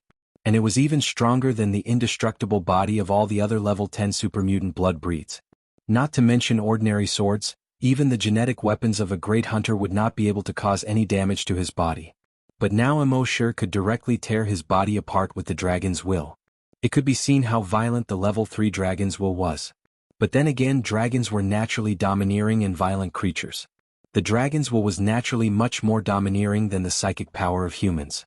At this time in the huge bloody palm print, a piece of soil suddenly moved. Then the soil arched up. The way it arched up was obviously a human figure. A moment later, this human figure climbed up with difficulty. It was none other than Count Dracula. At this time he had already shrunk to his normal size. No, he was even smaller than a normal adult. He looked about the same height as an 11 or 12-year-old child. He was naked from head to toe. His pale skin was covered in blood and flesh. The bloody hole in his chest still hadn't healed. Half of his face had also completely disappeared. His throat could be clearly seen from the outside of his face. But even so, he kept shaking his head and said with difficulty, "Impossible? How could we, the noble blood clan, be destroyed by a lowly human? Impossible. Absolutely impossible." When Emma saw this, her body trembled. "This is Arthur, my child." Her eyes were filled with disbelief. His own child was actually Count Dracula. How was this possible? Didn't Count Dracula live for hundreds or even thousands of years? His child was only 11 years old now. How could he be Count Dracula? Immortality, on the other hand, had known from Emma's sister's memories that Emma's child was Count Dracula. In fact, Count Dracula was not a person's name but a title. It was a title passed down by the blood race. The blood race seemed to be immortal, but in fact they would slowly age. Therefore, every 100 years, Count Dracula would choose the most talented member of the blood clan to inherit the title of Count Dracula. But this was only known to a very small number of high-ranking blood race members. As for where the Counts Dracula went after they stepped down, no one knew. Back then, Emma's sister brought her son, Arthur, to Count Dracula in order to take revenge on her. She turned him into a blood race member. In the end, Count Dracula inadvertently discovered that he had an extremely strong blood race talent. So he passed on all of Count Dracula's inheritance to him, including his strength, which in a short 5 years, far exceeded the level of a level 10 supermutant blood race. And this Arthur, when he first came here, was only a 6-year-old child. Faced with the dark surroundings where there were vampires everywhere, his mentality was greatly distorted. This created the Count Dracula that everyone feared now. Of course, no matter how strong Count Dracula was, he couldn't have withstood the blood palm of the giant blood Buddha just now. The only reason he was still alive now was because Immortality had held back. He was afraid that this palm would destroy the castle's cellar, and he wouldn't be able to find the entrance to the dragon's lair. That would have to be found from Count Dracula's memories. At this moment, Immortality's wings vibrated slightly, and he brought Emma down into the blood-red palm print on the ground. After Emma landed, she hurriedly ran towards Arthur. Arthur, Arthur. A mother. Arthur, do you still remember Mother? Very quickly she hugged Arthur, who had holes in his chest and face. Child, are you okay? I'm Mother. Mother is here. It's okay, Mother will never leave you again. However, Arthur's eyes were dull. It was as if he couldn't remember anything at all. Just now Immortality had used his draconic will to investigate this Arthur. After his draconic will had advanced to level 3, he could already detect the emotions of other living beings. When he found that Arthur's heart was filled with indignation and anger, he didn't hesitate to use memory plunder on him. Arthur's strength had been forcefully raised. Although his body's strength had increased, the strength of his brain cells couldn't keep up with the strength of his body. Therefore, after Immortality stole his memory, he became an idiot. At the same time, because the blood palm had a strong restraining effect on infected bodies, most of the blood-breed virus in his body had been killed. Although the remaining bit of blood-breed virus could ensure that he wouldn't die even with the holes in his chest and face. But that was it. At this moment he had already become an ordinary idiot. Psychokinesis and corpse hunter aside. Even an ordinary person could easily finish him off with a crowbar. He was no longer a threat to anyone. Immortality didn't pay any more attention to the mother and son. He turned and walked in the direction of the giant palm print. With a move of his draconic will, the stones and soil on the ruins flew up and fell to the sides. Very quickly he used his draconic will to dig a hole about 2 meters deep. In the hole a stone door appeared. It was a circular stone door. There was a carving on the stone door. It was a blood-breed mother holding a baby. Immortality knew from the memories of a few high-ranking blood breeds that in order to open this stone door, only the blood of the current Count Dracula's birth mother would be able to do so. Otherwise, if it was forcefully opened, it would detonate the explosives inside, causing the entire passage to be completely sealed. This was the real reason Immortality brought Emma to Castle Dracula. Chapter 189. Immortality used his dragon will to dig the stone door. He turned around and said to Emma, I need a drop of blood. Emma was hugging her silly son with tears flowing down her face. Hearing Immortality's words, she naturally knew that Immortality wanted her blood. She immediately nodded, took her son's hand and came to the stone door. Immortality's dragon will moved, and a small wound appeared on Emma's fingertip. A drop of blood dripped onto the stone door.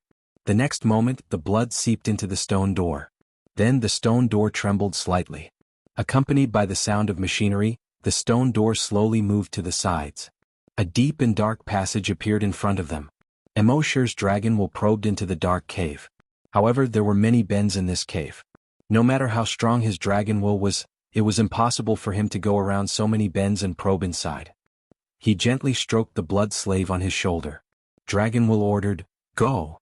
The blood slave seemed to understand human nature and nodded. Then it flapped its wings and flew into the passage. Immortality used his dragon will to detect that there were a few vampires trying to escape more than 80 kilometers away. Although the bloody handprint just now destroyed most of the nearby vampires. But the vampires who were further away barely survived. But they were unlucky to be swept by Immortality's dragon will at this moment. Soon the bodies of these vampires were torn into pieces. Then they reorganized and finally formed a virus clone that looked exactly like Immortality.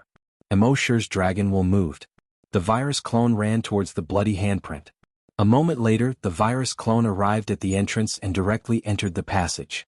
With Immortality's cautious personality, even if the blood slave had investigated clearly, he would still condense a virus clone and make another trip. Emma was slightly taken aback when she saw this person who looked exactly like Immortality. Could it be that this Asian man was also a twin? While the blood slave was investigating, Immortality directly signed in his mind. System Special Events Sign In. He was filled with anticipation.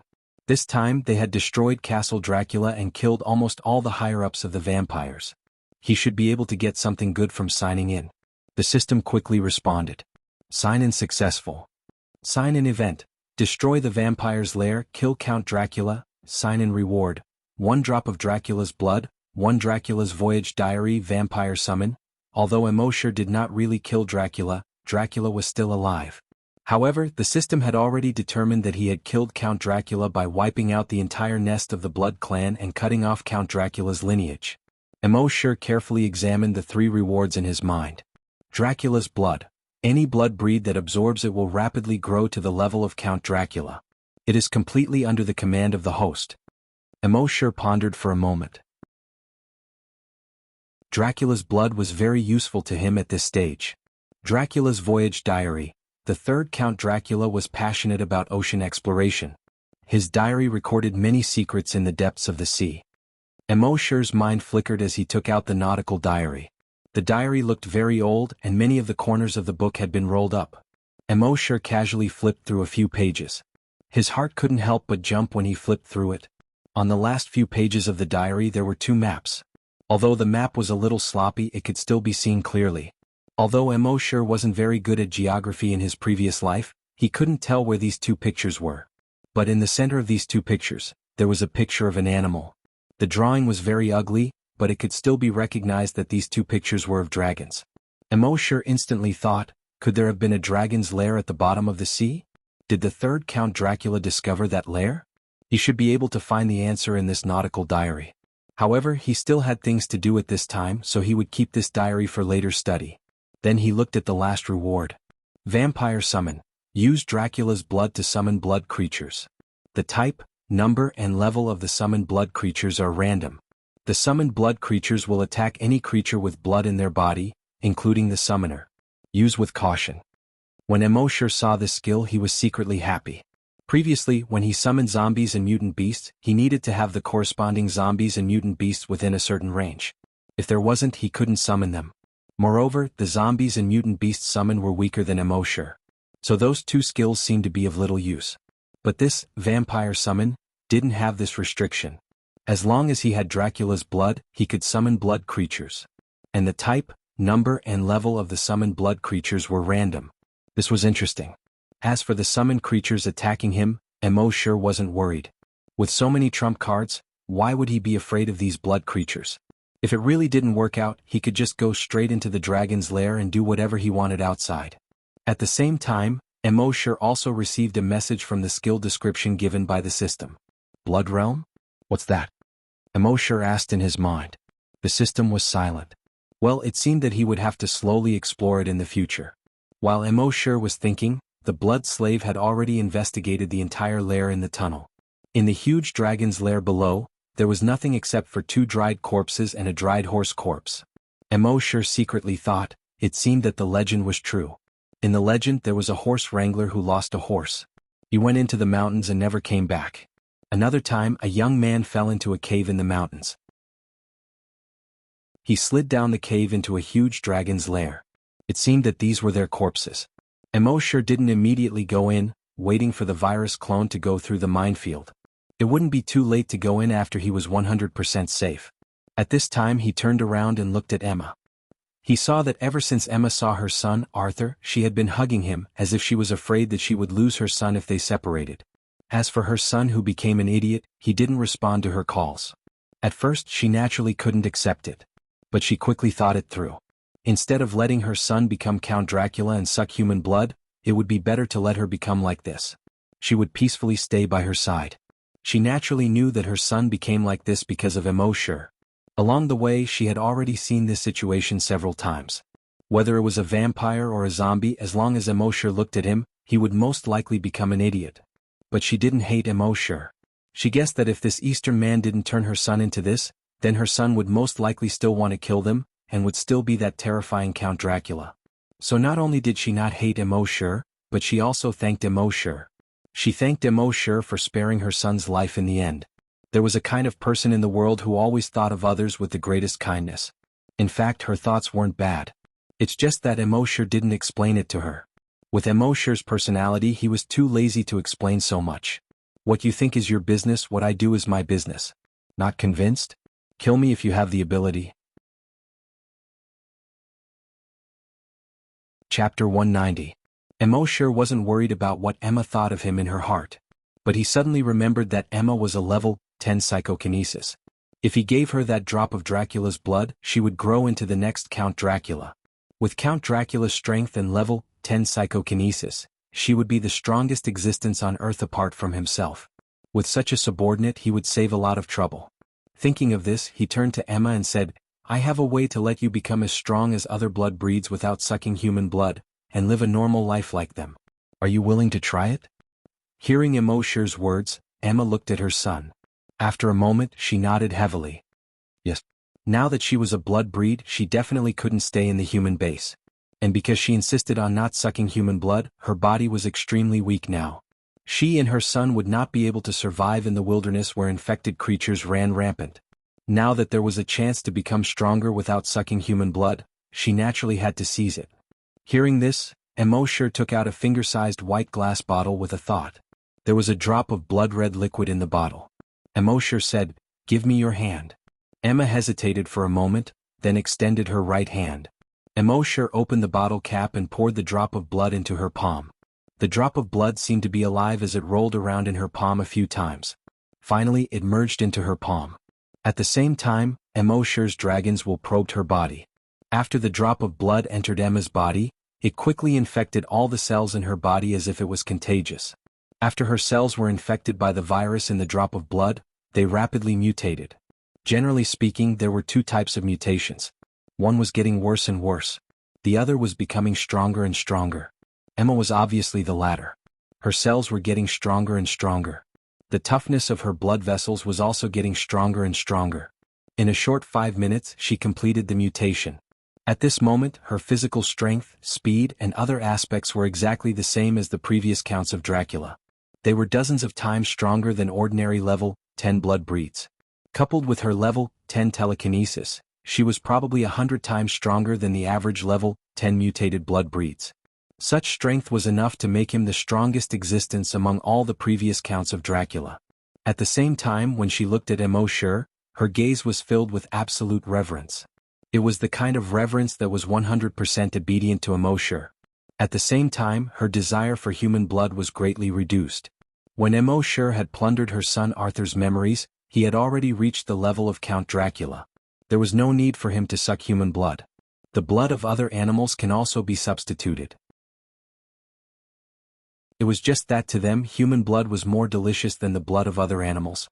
Immortality took out another bottle of recovery medicine and threw it to her.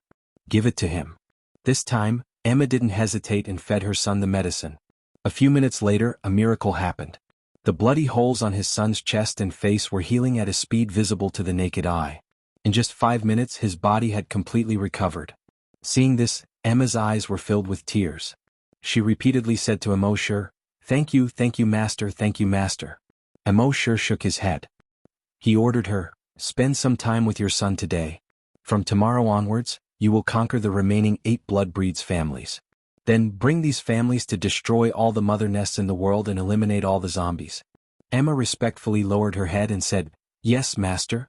She didn't know why she would obey such an order. It was as if she had done it for no reason. And she felt that it was only right to obey Immortality's orders. At this time, Immortality's virus clone had finished exploring the inside. There didn't seem to be any danger inside. Immortality then slowly walked inside. Emma took the initiative to stay outside. She helped Immortality keep watch. She hugged her son and watched as Immortality's figure gradually disappeared into the dark and deep passage. Her heart was filled with gratitude. She muttered, son, we have to be grateful to Master for the rest of our lives. If it weren't for Immortality, she would still be in the Manhattan base, tortured by the desire for blood every day. If it weren't for Immortality, she probably wouldn't be able to see her son again in this lifetime. Even if she did see her son, he would only be a bloodthirsty demon. But now, Immortality not only rescued her from the Manhattan base, but also allowed her to see her son. He also allowed her strength to greatly increase in a short period of time. He gave her and her son the ability to survive in the wilderness. And he also restored her son's body. She had never been willing to judge others with malice in her life. Moreover, Immortality had helped her and her son so much. She was naturally only grateful to Immortality. As for being deprived of part of her freedom, she had never thought about it. In her opinion, in order to repay Immortality's kindness, she should do anything for Immortality. At this time, Immortality had already followed the passage and turned many times. Finally he came to a huge and empty cave. In a corner of the cave, there were 2 mummified corpses and a mummified horse corpse. Other than that, there was nothing else. This should be the former draconic ruins. However, there were no dragon skeletons in this draconic ruins, nor were there any claw marks left by a giant dragon. Immortality's dragons will thoroughly check this place 3 times. Only then did he say, "System, sign in." The system's voice suddenly sounded frowny face sign in successful. Sign in location, Draconic Ruins, sign in reward. 1 Demon Suppressing Orb, sign in reward. 2 Dragon Scale, sign in reward. 3 Dragon's Will. Immortality looked through these 3 rewards carefully. He had an understanding in his heart. Among them, the one that excited him the most was the Dragon's Will. Originally, the improvement of Dragon's Will was extremely difficult. Especially after advancing to level 3 this time, he could clearly feel that his Dragon's Will was much stronger than before. Originally, with his Dragon's Will that had just advanced to level 3, he didn't know how long it would take for it to level up again.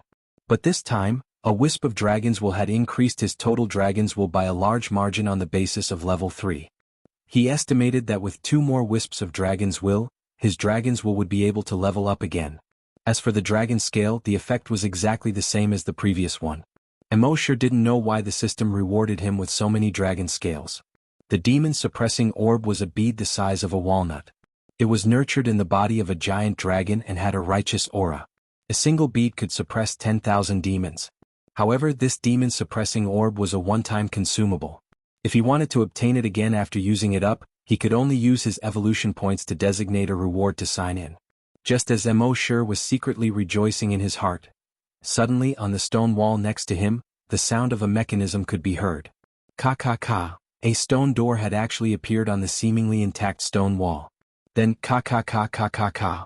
One after another, the sound of a mechanism could be heard. On the stone wall, stone doors appeared one after another.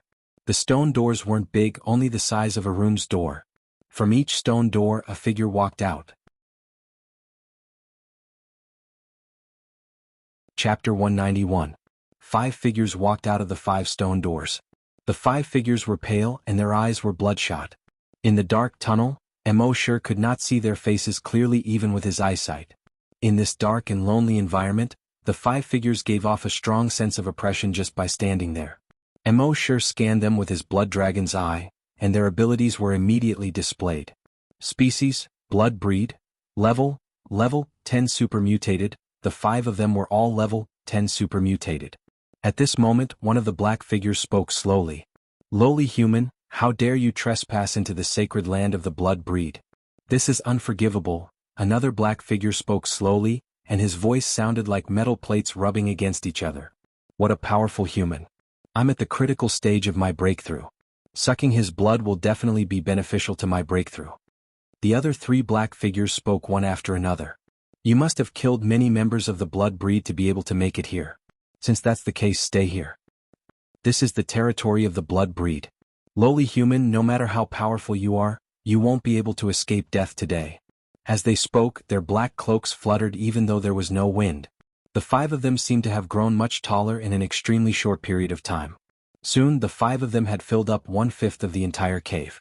Moreover, they were still expanding. Immortality shook his head slowly. From Arthur's memories, he already knew that there were people in this cave. After the successive Counts Dracula left their positions, they had all hidden in this so-called sacred land of the blood breed and trained hard in order to break through their limits and reach the next realm. This was because in the ancient legends, their lifespan would only increase when they broke through to the next realm. Even if each generation was 100 years old, the oldest of the 5 old fellows was an old monster who had lived for more than 500 years. Every single one of them was stronger than Arthur from before. Each of them even had their own unique skills. However, after Immortality checked their abilities, he directly ignored them.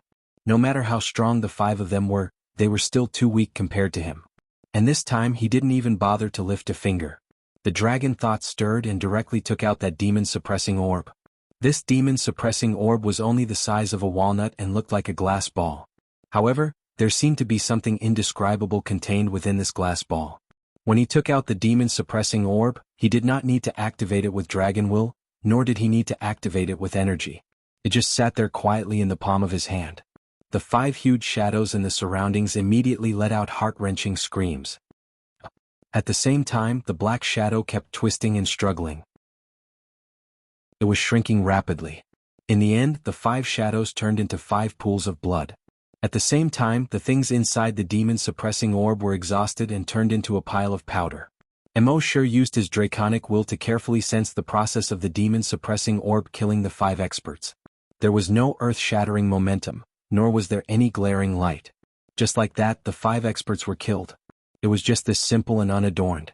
From a microscopic point of view, this demon-suppressing orb actually emitted a kind of microwave that couldn't be seen or felt by the naked eye.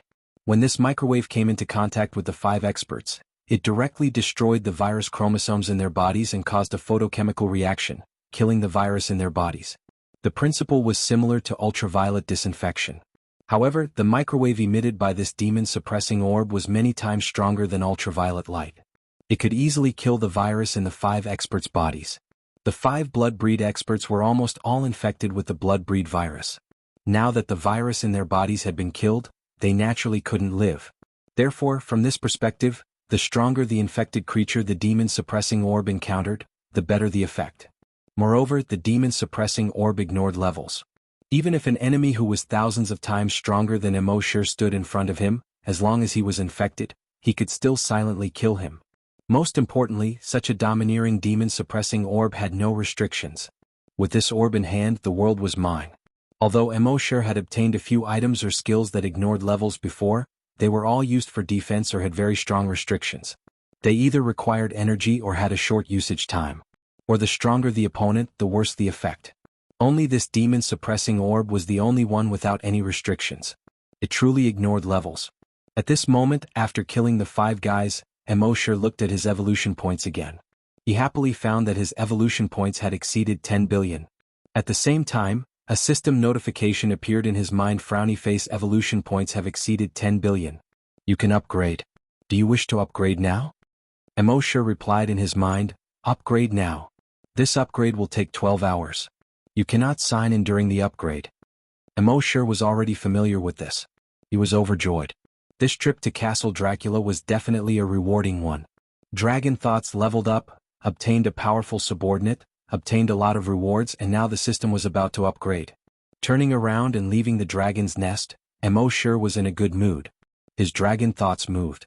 In the next moment, boom boom boom boom boom, a total of 100 meteorites smashed into the mountain behind him. Flames soared into the sky, smoke and dust filled the air. Amidst the deafening explosion, the undulating mountain range within a radius of tens of kilometers collapsed with a loud rumble. After a long time, when the flames disappeared, the smoke and dust dispersed.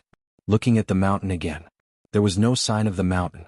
Within a radius of tens of kilometers, it had been razed to the ground.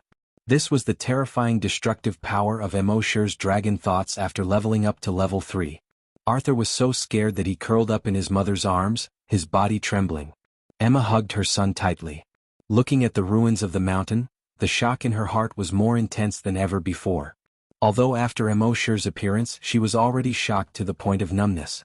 But this time she was still shocked to the point of speechlessness. A person's psychic power could reach such a terrifying level? This was too strong. She had always thought that her master should be a psychic master. And it was very likely that he was a top level 10 psychic master. But now it seemed that she still underestimated her master's strength. This was probably far beyond the realm of a level 10 psychic master. Her level 10 psychokinesis was already considered an absolute powerhouse. But compared to her master, it was like a firefly compared to the sun. She was nothing at all. Wuxia took one last look at Emma and said, "Let's start working tomorrow." After saying that, his figure moved. His figure disappeared instantly.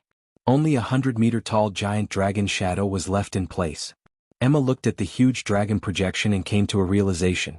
Her master's strength was heaven-defying, and all kinds of methods were beyond her understanding. It seemed that as long as she followed her master in the future, her silly son might recover one day.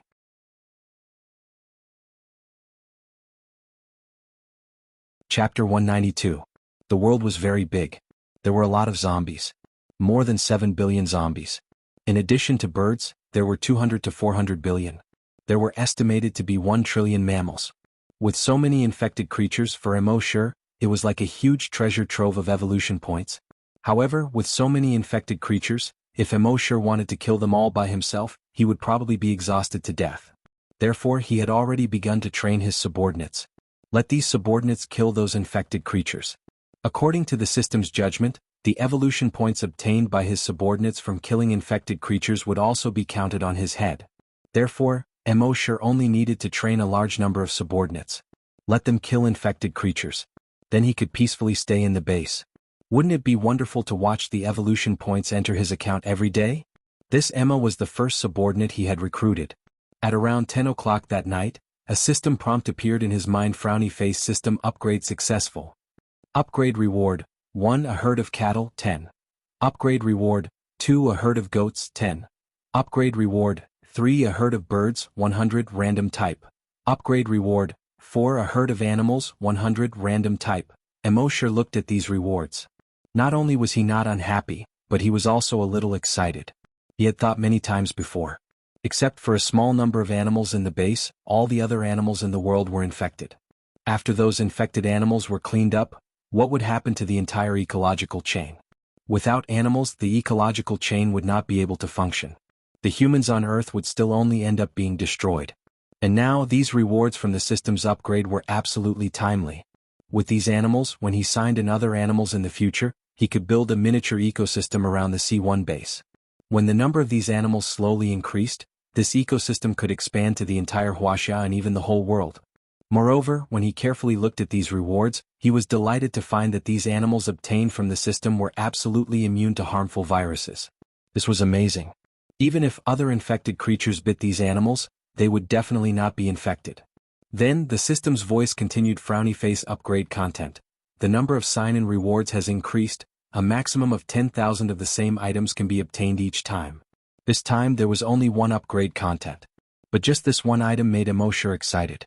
Every time he signed in, he would receive 10,000 of the same items. With the addition of the Dragon Palace, he could obtain 20,000 pieces. In that case, wouldn't he be able to level up again in just a few days?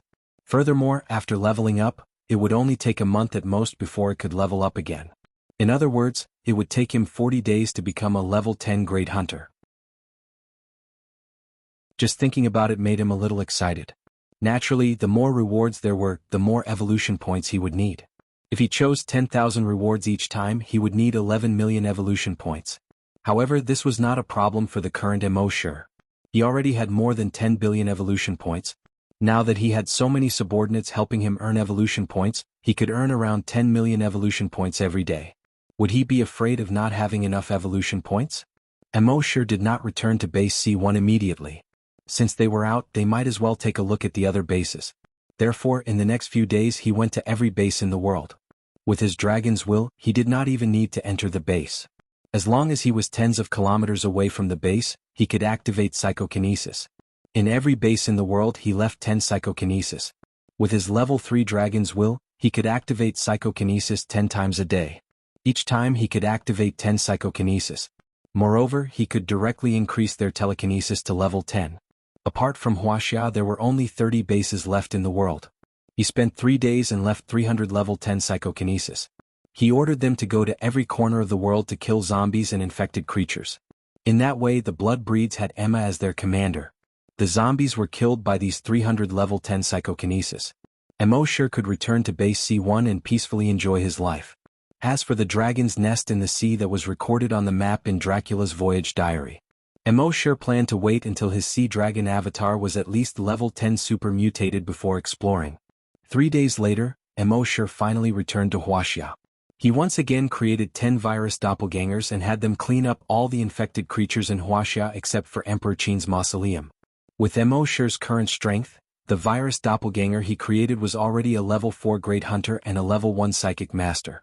He was definitely one of the top existences on Earth. Of course, he also wanted to create a virus doppelganger with Dragon's Will. However, not everyone could withstand Dragon's will. He estimated that when he reached level 5 Long Yen Shi, the virus doppelganger he created should be able to withstand Dragon's will. Emo Shi and Happy had not seen each other for 5 days. Happy was naturally very happy to see Emo Shi return. When Emo Shi saw that Happy was happy, he was naturally very happy too. For the next 3 days, Emo Shi didn't ask anything, nor did he care about anything. He just drank tea, chatted, and watered the flowers with Happy. It was very peaceful. As for the work at the corpse farm, Happy was still conscientious. The leaders of the corpse farm, including the base's chief, had persuaded her many times to stop. After all, she was Emo Shi's girlfriend. How could they let her do this kind of work? However, Happy did not agree. She felt that it was the apocalypse now and the base could not afford to keep idle people. She could not be the only idle person. Besides, she did not know any other skills. She was very familiar with the work of raising corpses. Most importantly, the first time she met Brother Emo was at the corpse farm. She still remembered how Brother Emo patiently taught her how to raise corpses. Therefore, every time she raised corpses, her heart would always be filled with happiness. After dinner, Emo Shi and Happy took a walk along the tree-lined path. Happy held Emo Shi's arm. When they met other people along the way, although she was a little shy, her eyes were filled with happiness. Emo Shi could not help but tease her. "Don't call it Happy. Call it Happy." Happy nodded and gestured with her hands. "Whatever Brother Emo says." Emo Shi had nothing to do, so he used the blood dragon's eye to look at Happy. He found that her level was still a question mark. It seemed that the time for the last question mark to be unlocked was longer than the previous 2. 3 days later, Emo Shi and Happy went to the base chief's office while taking a walk. They understood the current situation of the base. In the base, the first level 7 hunter had already appeared. The number of people above the level of corpse hunter had reached more than 33,000. There were also more than 500 people in psychokinesis. Emo Shi used another day to activate 100 level 10 psychokinesis. In this way, as long as he stayed in the base for a while, base C1 would become the strongest base in the world. There was no other. The strength of the base has increased, and the infected creatures outside have also been cleaned up. Emo Shi then placed the animals he obtained from signing in around the base. He reminded the base chief not to hunt these animals first. They could only be hunted after the ecosphere around the base was almost formed. The people in the base were naturally very surprised that Emo Shi could get so many uninfected animals. But that was all. Emo Shi had displayed too many abilities. They were already shocked to the point of numbness. It was not strange for anything to happen to Emo Shi. It was not until all of this was done that Emo Shi's consciousness once again entered the sea dragon clone's body.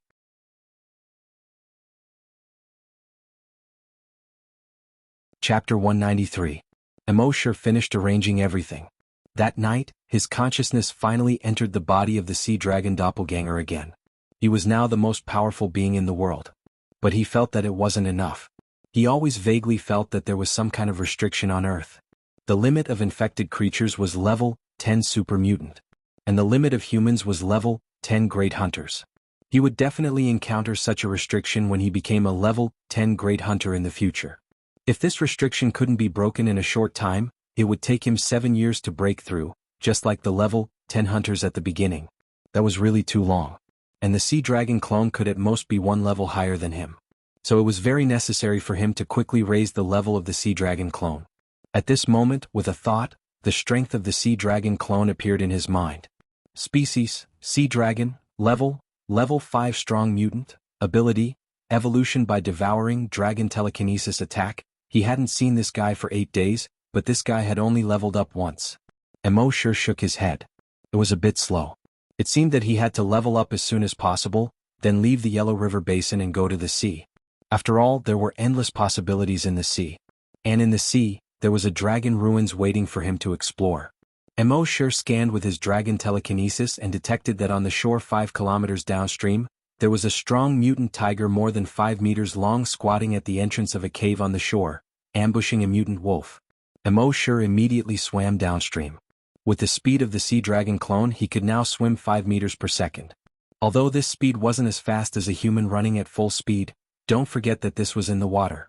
And with the speed of the river, he could swim 7 or 8 meters per second downstream. Soon, Emo Shi controlled the sea dragon clone and came to the shore. Probing with his dragon telekinesis, He could easily detect that the strong mutant tiger seemed to be napping. He opened the blood dragon's eye and checked its level. Species, mutant tiger. Level 6 strong mutant. Immortality quietly dived out of the river. Then he swam diagonally to the surface of the water. At a certain moment, splash! With a huge splash, the 50-meter-long sea dragon clone instantly rushed out of the water. The mutant tiger suddenly turned its head.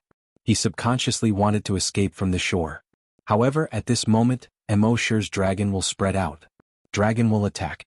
Although the sea dragon clone's dragon psyche attack wasn't as ferocious and domineering as Immortality's level 3 dragon psyche, it still stunned the ferocious tiger. While he was distracted, the sea dragon's clone bit down. Crack. It actually bit off that huge tiger head in one bite. Then its body kept rolling and swaying, dragging the mutated tiger's body into the water. After eating heartily, a crackling sound quickly came from his body. His body length was rapidly increasing. Finally, it stopped at 16 meters. Species, Mosasaurus. Level 6 strong mutation ability. Evolution by devouring, dragon psychic attack. Immortality's moves were indeed extraordinary. In just half an hour, the sea dragon clone had leveled up. In fact, with the strength of the sea dragon clone and the dragon will attack, it was not difficult to deal with some strong mutant beasts below level 10. However, after the sea dragon lost Immortality's control, its self-awareness wasn't human after all. Even with a powerful ability like the dragon psychic attack, it was difficult to exert its full power. It wouldn't turn around and run away if it encountered something 1 or 2 levels higher than it. However, it would be very difficult to kill it. That was why it had only leveled up once after Immortality left for so many days. At this moment, Immortality was already extremely proficient in using the dragon will. As long as it was a strong mutant beast below level 10, he could easily kill it. That night, Immortality controlled the sea dragon clone and killed 3 strong mutant beasts in a row. The sea dragon clone's level was directly raised to level 8. It wasn't until dawn that Immortality's consciousness returned to his body. Although the sea dragon clone had leveled up twice in a row, it was still very tiring for him. And it had only leveled up twice, so he was still a little dissatisfied. At this rate, it was still unknown whether he could reach level 10 tonight. No, he couldn't go on like this. At this rate, when would he be able to reach a level higher than himself? He had to think of a way. That night after he had rested, Immortality didn't directly transfer his consciousness into the sea dragon clone. Instead, he set off and ran in the direction of the Yellow River. When he arrived near the Yellow River, the blood dragon wings grew out of his back. The wings flapped slightly, and he flew downstream from above the Yellow River. At the same time, the dragon psychic attack swept over and took in all the mutant creatures in the Yellow River. Soon he discovered several strong mutant beasts between level 8 and level 10. Immortality's dragon psychic attack moved, intending to knock out a level 8 mutant beast. However, the dragon psychic attack had just leveled up to level 3, so he wasn't very familiar with the strength of the dragon psychic attack. He had accidentally killed the level 8 mutant beast with the shockwave. Immortality was a little embarrassed. He could only reduce his strength and continue to shock the other strong mutant beasts with the dragon psychic attack. All the strong mutant beasts were knocked out. Then he led them with the dragon psychic attack and quickly swam toward the sea dragon clone. More than 2 hours later, all the strong mutant beasts between level 8 and level 10 were delivered to the sea dragon clone. And each of the strong mutant beasts only fainted, none of them died. At this time, without Immortality's control, the sea dragon clone was still hissing excitedly. It pounced on these strong mutant beasts. Only half an hour later, it had devoured more than a dozen level 8 mutant beasts and a level 9 mutant beast, and finally advanced to level 9. Immortality nodded slightly. At the same time, he secretly cursed himself for not realizing this before. The system only said that if the sea dragon clone wanted to advance, it had to eat live mutant beasts. There was no restriction on whether the sea dragon clone caught the mutant beasts itself. He had gone into a dead end at that time. Now, he could easily control these strong mutant beasts with his main body and let the sea dragon clone devour them. Wouldn't this save a lot of trouble and increase his strength much faster? Soon after the sea dragon clone devoured these mutant beasts, its strength had increased to level 10. As long as it advanced by one more level, it would be promoted to a super mutant beast. Some people would say that this way it would level up too quickly. Without combat experience, its combat strength would still be trash, and it would be like pulling up seedlings to help them grow. Immortality believed that if he could crush his opponent with his level, why would he need combat experience? It was like an adult fighting with a 3-year-old child. With a slap, the child would cry home to his mother. Why would he need combat experience? So most of the time, level suppression was the way to go.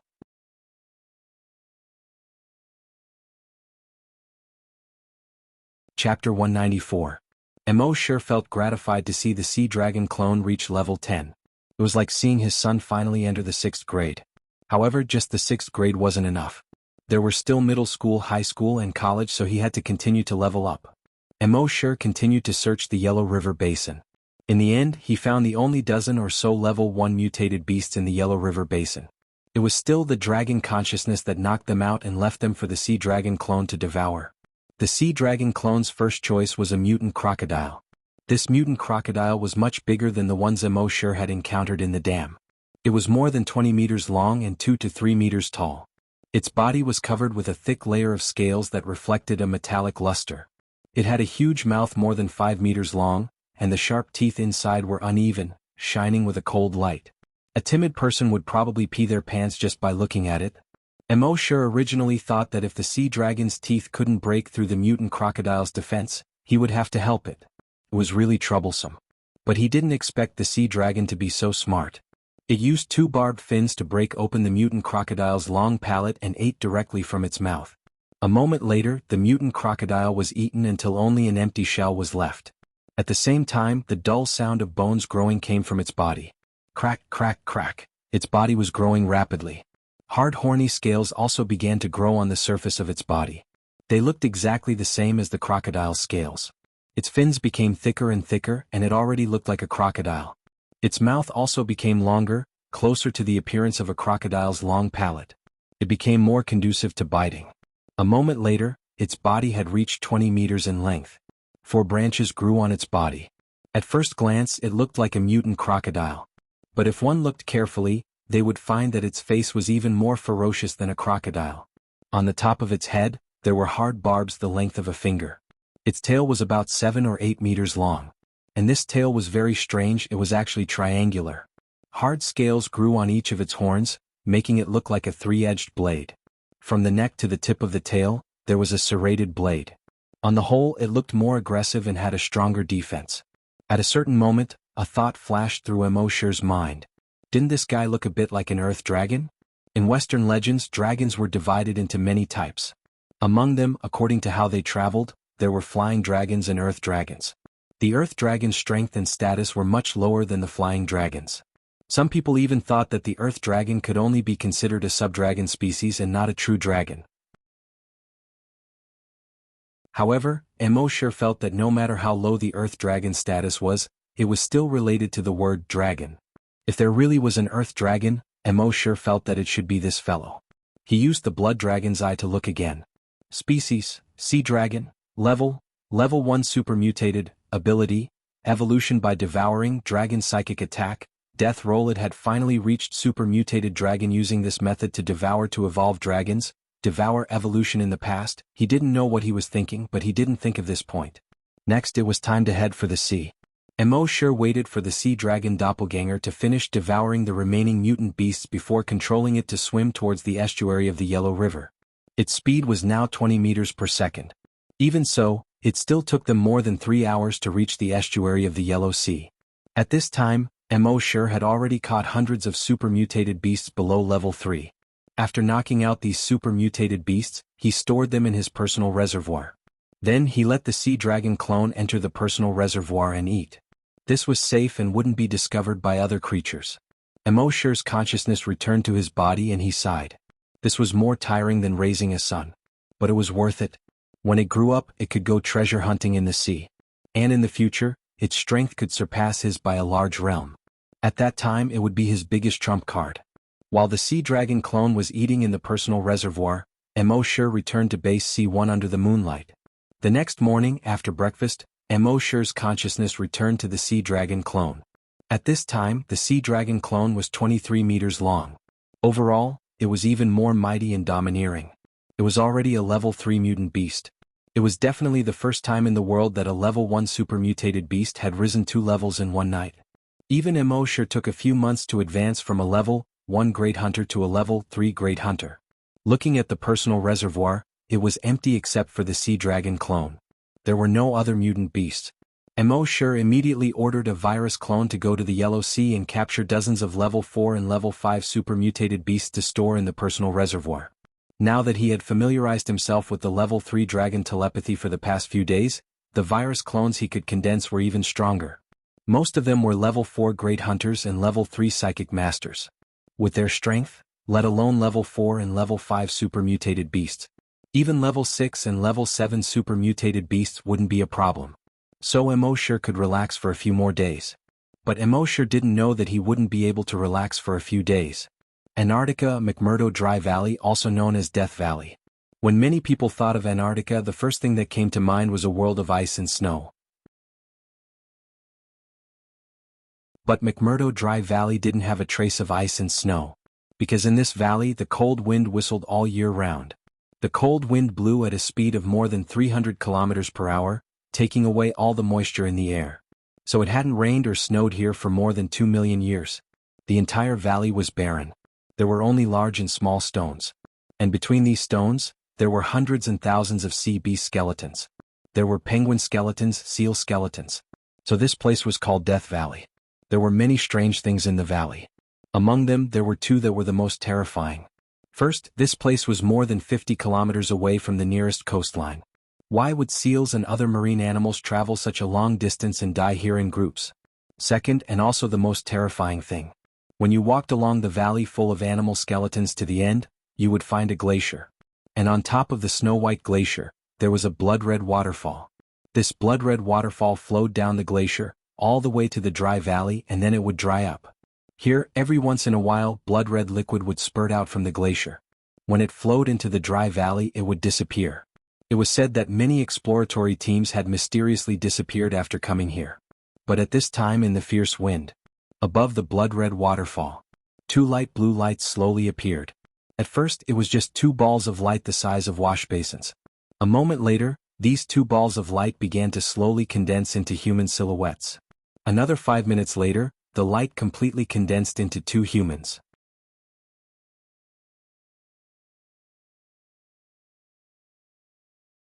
Chapter 195.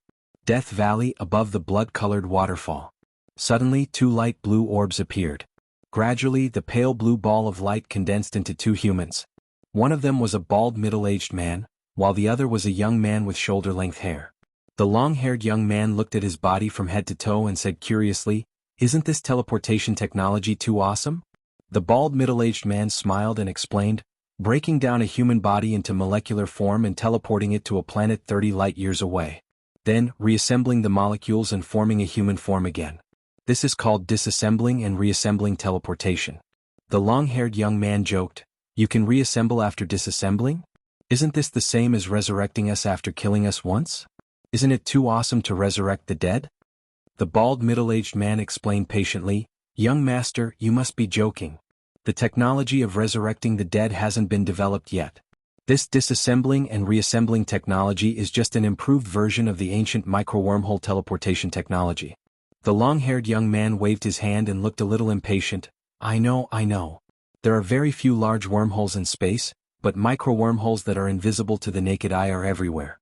The micro-wormhole technology is a teleportation technology that breaks down an object into molecular form and transmits it to a designated coordinate through the micro-wormhole before reassembling the molecules. The long-haired young man recited it like a high school student reciting history and politics. The bald middle-aged man smiled and said, "Young master is indeed a top student." The long-haired young man waved his hand and looked even more impatient. "All right, let's go." As he said that, he snapped his fingers. The next moment, the shoes on his feet made a few clicks and buckles popped out. The two pairs of shoes joined together and continued to extend. Finally, they combined into something that looked like a skateboard. However, this skateboard didn't have wheels. Instead, two small wings popped out from both sides. Jet holes appeared under the shoes and at the back. The jet holes sprayed out a stream of light blue particles. Under the strong repulsive force, the young man quickly levitated. His eyes were immediately filled with excitement. He shouted loudly, "Woo woo, first hunting ground, your hunters have arrived." The bald middle-aged man behind him quickly reminded him loudly, "Young master, you came to the first hunting ground to become a level 10 great hunter. Therefore, try not to use these high-tech methods. You must maximize the potential of your body. Hearing this, the young man shook his head helplessly. Oh well, it's been a long time since I walked. As he spoke, he snapped his fingers again. The hoverboard under his feet landed on the ground, and with a few clicks, it returned to the shape of a shoe. Let's go. The youth leaped into the air. In the blink of an eye, he had traveled 340 meters. The bald middle-aged man smiled, lifted his feet, and followed him. It was obvious that he had a much easier time crossing the 340 meters than the young man. At the same time, he continued to exhort. Young master, you're here for the sake of breaking through to become a level 10 great hunter. If it's not too dangerous, I won't help you. The long-haired young man shook his head impatiently. I know. According to the information I have, the strongest creature in the first hunting ground is only a level 10 mutated creature. As for the inferior humans in the first hunting ground, not a single great hunter or psychic master had appeared. What danger could there be? To put it bluntly, we are the most powerful beings here. My mother is too much. She actually let a level 5 psychic master like you protect me. How worried is she about me? The bald middle-aged man could only listen with an awkward smile. 2 days later, the sea dragon clone's strength had risen to a level 6 mutated beast. In another 2 days, when it rose to a level 8 mutated beast, Immortality planned to personally control the sea dragon clone and enter the sea to crush a group of mutated sea beasts. However, on this day he suddenly had a thought. He had left a level 10 psychokinesis in the Chile base, and it was suddenly killed.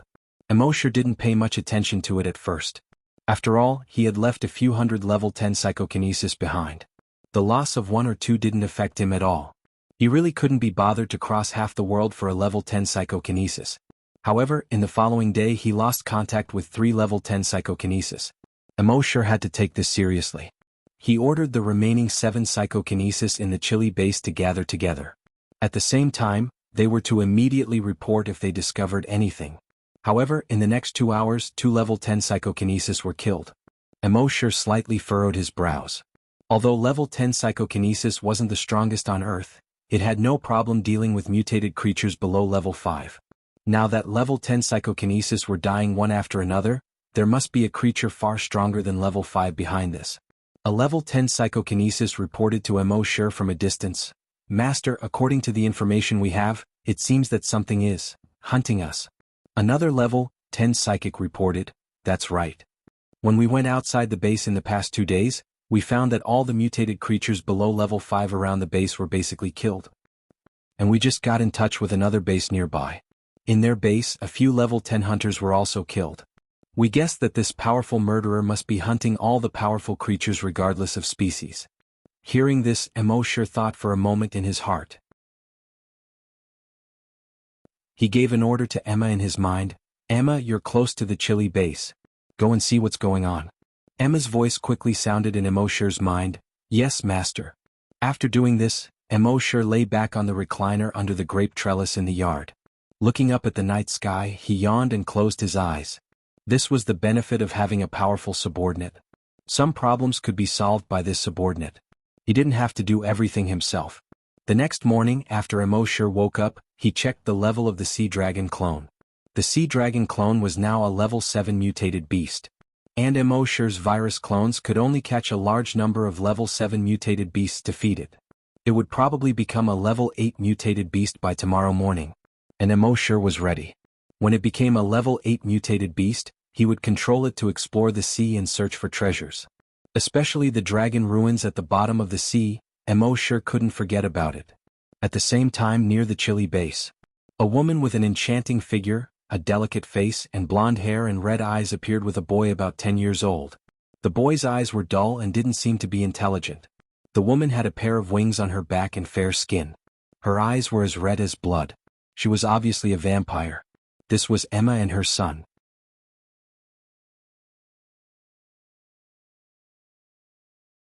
Chapter 196. Chile base by the shore. The long-haired young man and the bald middle-aged man were resting on a rock.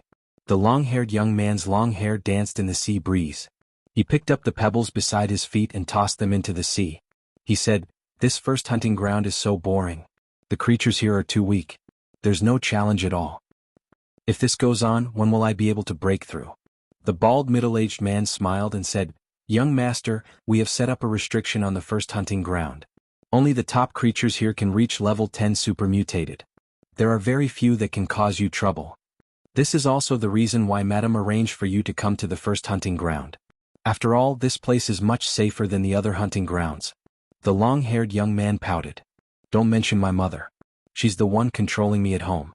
Now that I'm here, why do you keep mentioning her in front of me? Isn't it annoying?" The bald man quickly lowered his head. "Yes, I promise I won't mention her again." Just as the two of them were talking, two figures flew over quickly from the mountain peak in the distance. Their speed was almost 500 meters per second. Seeing this, the bald man was overjoyed. "Young master, the challenge is here." The long-haired young man was instantly energized. He jumped up and turned to look at the figures in the sky. Blonde hair, crimson eyes, a beautiful face, and an enchanting figure. Her left hand was hugging a 10-year-old child. Seeing this, the young man's eyes lit up. "I didn't expect there to be such a beautiful woman in the first hunting ground." The bald man quickly reminded him. "Young master, the humans in the hunting ground are all inferior humans. They are primitive humans. You must not have any thoughts about them." The young man waved his hand impatiently. I know. The humans in the hunting ground are all prey. I'm just taking a look. I don't really want to do anything." Emma landed on the ground and carefully placed her son beside her. She then looked at the two of them and said coldly, "Did you guys kill the people in the base?" The long-haired young man smiled mockingly and said in English, "Who are you?" "Prey. We are hunters. Isn't it natural for us to hunt prey?" Emma said coldly, "A life for a life. Then die." As she spoke, her level 10 psychokinesis instantly attacked the long-haired young man. At the same time, she arrived beside the young man in just a second.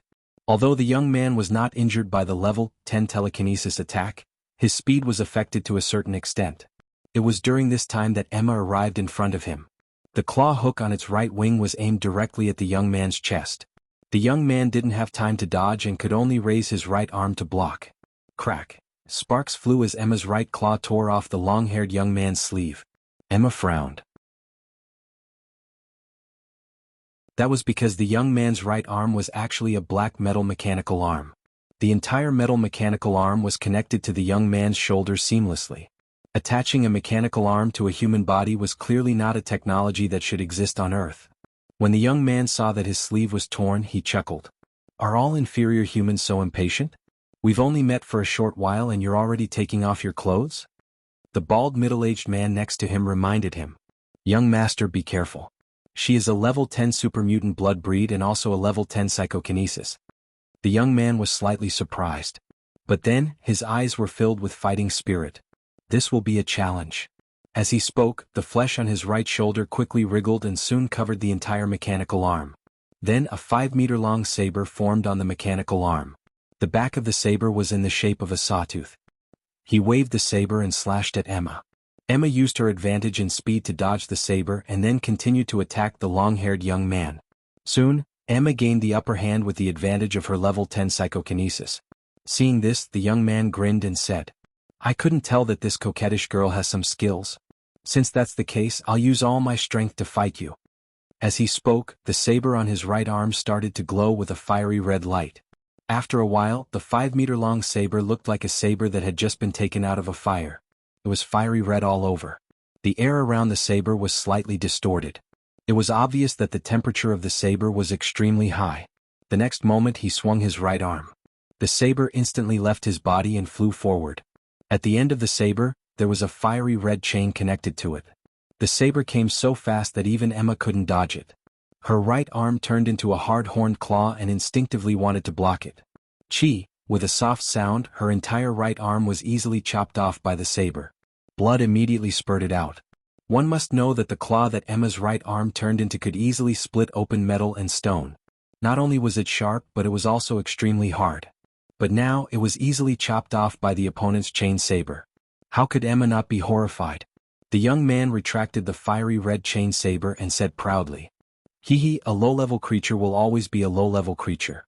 Don't blame this young master for being ruthless. Die." As he spoke, he waved the chain saber and attacked Emma again. But at this moment, Emma's body kept emitting cracking sounds. Accompanied by these sounds, her body quickly became bigger. Her eyes were so red that they could drip blood. On the right arm that was originally chopped off, the bones quickly grew out. Around the bones, blood vessels, muscle tissue, and finally, skin began to grow. Very quickly, Emma's body reached a height of 100 meters. Her wingspan reached a width of more than 500 meters. Although it didn't reach the extent of covering the sky, it was still very imposing. The young man was stunned at first, but the next moment he laughed. Taking off your clothes when you can't win, isn't that a disgrace to the refined? The current Emma was 100 meters tall, and her previous clothes were already torn apart. But she didn't care about that. Her right hand turned into a claw and grabbed at the young man. The young man's eyes were filled with fighting spirit. The fiery red chain saber on his right arm danced and attacked the huge Emma. His fiery red high-temperature chain sword could easily split open Emma's body. But such a small injury was not worth mentioning compared to Emma's 100-meter-tall body. After fighting for more than 20 rounds, the young man's stamina seemed to be running out. The chain saber retracted back into his body. The horned layer that wrapped around his right arm quickly receded. His right arm returned to the mechanical arm from before.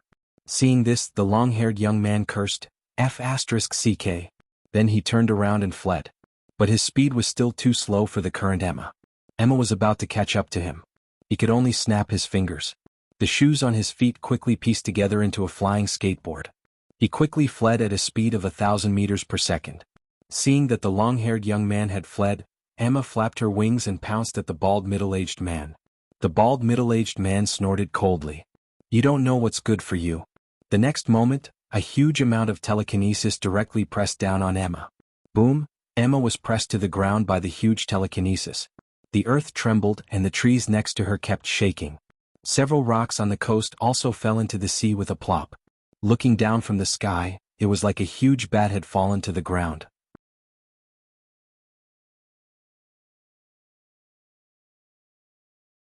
Chapter 197. The young man had already escaped 2 kilometers away, but when he saw the huge Emma, he was crushed to the ground. He immediately made a turn in the air and flew back. He shouted to the bald middle-aged man, "Let me do it." As he spoke, his right arm turned into a flaming red chain blade and was about to kill Emma. When the bald middle-aged man saw him condense the flaming red chain blade again, his expression changed greatly. He said, "Young master, forcefully activating a genetic martial art a second time in such a short period of time will cause too much damage to your body." The young man waved the flaming red chain blade impatiently. I know. Anyway, I have plenty of healing medicine at home. Won't I recover after taking a few?" The bald middle-aged man regained his composure and nodded. "That's true. But young master, don't make a move first." The long-haired young man was unhappy. "What? Don't tell me you still have feelings for her?" The bald middle-aged man blushed slightly and said, "Young master, you must be joking. What I mean is that this prey is an excellent sparring partner. Young master, wait until you recover your strength before continuing to spar with her. Your battle experience and battle awareness will increase quickly. Who knows, whether you can break through your limits or not will depend on her." When the long-haired young man heard this, his face lit up. "That's good too. But you said that I can break through on her. You are insulting me." When the bald middle-aged man heard this, his face turned slightly red. This young master had a noble status, but he was always full of filthy words. It did not match his status. After that, the two of them walked quickly and left. Emma's body had already shrunk to normal size. She quickly took out a set of clothes from her son's bag and changed into it. After that, she reported everything to Immortality in her mind. When Immortality heard Emma's report, he thought to himself, from the words and actions of these two people, they did not seem to be humans from Earth. Damn, there were really aliens? What was up with the long-haired young man's mechanical arm? They called the mechanical arm a genetic martial art? It seemed that the power of this mechanical genetic martial art was much stronger than ordinary genetic martial arts. They also said that Earth's creatures were prey and that Earth was a hunting ground. There seemed to be a shocking truth behind this. At the same time, this made Immortality feel very unhappy. Earth was a hunting ground and Earth's creatures were prey. You guys sure talk big. With that in mind, he ordered Emma in his mind. If they come to fight with you again, lure them to China. Emma replied, "Yes, master." After resting for 3 hours, the two of them flew back again. The youth looked at Emma, who had already put on her clothes, and spoke maliciously. "Yo, little girl, you put on your clothes quite quickly. Then let's see if you can put it on faster than I can make you take it off faster. As he spoke, the genetic martial art on his right arm condensed once again. Emma obeyed Emoshur's instructions and did not fight him. Instead, he picked up his son and flew towards the east. Trying to run? The long-haired youth laughed and said, "Do you think you can escape?" He stepped on the hoverboard and chased after Emma. Moments later, he caught up with Emma. Emma had no choice but to put her son aside and continue fighting with the long-haired youth. The result was the same as before. The long-haired youth was no match for Emma. However, with the bald middle-aged man beside her, Emma could not kill the long-haired youth even if she wanted to. She could only carry her son and continue flying towards the east. The long-haired youth rested for more than 2 hours. After recovering his strength, he chased after her again. Just like that, the cycle continued. China. In these 2 days, Emoshur's sea dragon clone had been promoted to a level 8 super-mutated beast. Those powerful super-mutated beasts usually lived in the deep sea. Emoshur could not catch them with his telekinesis alone. Therefore, if he wanted to promote again, Emoshur would have to control the sea dragon clone with his consciousness and go to the sea personally. However, Emoshur planned to deal with those 2 guys first. It was on this day that those 2 fellows chased after Emma and arrived in Wuxia. The bald middle-aged man said, "Young master, after these 2 days of fighting, your combat experience and combat awareness have improved a lot. And I used my telekinesis to detect that your cells are much stronger than when you first came here. Their capacity is also much greater. If everything goes well, the next battle should be when you break through your limit." Hearing this, the long-haired youth's eyes were filled with fighting spirit. "Great, I've been waiting for this moment." Then he used his hover skates to block Emma's path. He chuckled, "Little beauty, although you're not bad-looking, I can't bear to kill you. But I have no choice. In order to break through, I have to bear the pain and kill you. Let this young master admire your naked body one more time." As he spoke, the flesh on his right shoulder wriggled quickly and quickly wrapped around the mechanical arm on his right hand. The flaming scythe condensed once again. It was about to attack Emma. But at this moment, a figure flashed and blocked in front of Emma. This person was slender and had a cold gaze. He was dressed in black. It was none other than Emoshur. Seeing this, the youth frowned slightly and stared at Emoshur. "You bumpkin, don't block me from admiring the body art." In his opinion, this blood-kindred woman was already the strongest existence in the first hunting ground. This man who suddenly appeared naturally couldn't be stronger than this blood-kindred woman. Therefore, he didn't take Emoshur seriously at all. When Emma saw Emoshur appear, she heaved a sigh of relief. Emoshur turned around and said to Emma, "You're tired. You're tired. Go rest." Emma nodded respectfully, "Yes, master." As she spoke, she flapped her wings and flew down. She carried her son and flew into the distance. She knew her master's strength. Even if she wanted to watch from the side, she had to stay as far away as possible. Otherwise, if she was caught in the crossfire, she would be seriously injured even if she didn't die. Seeing this bumpkin of the hunting ground ignore him, the long-haired youth couldn't help but feel annoyed. A lowly human, just a prey, dared to ignore a hunter like him. Courting death. Thinking of this, the flaming chain blade on his right arm was about to attack Emoshur. But at this moment, the bald man beside him suddenly changed his expression. When he looked at Emoshur, it was as if he had seen the most unbelievable thing in the world. This was because when he tried to use his telekinesis to probe this man's strength, he realized that his telekinesis couldn't penetrate this man's body at all. This could only mean one thing: this man's telekinesis was stronger than his. How was this possible? The restrictions they imposed on the first hunting ground ensured that there wouldn't be any existence that exceeded level 10 psychokinesis in the first hunting ground. But this man's telekinesis was stronger than his, a level 5 telekinesis grandmaster. What was going on? But amidst the shock, he quickly regained his senses. He quickly pulled up the long-haired youth who was trying to attack Emoshur and shouted, "Young master, leave quickly."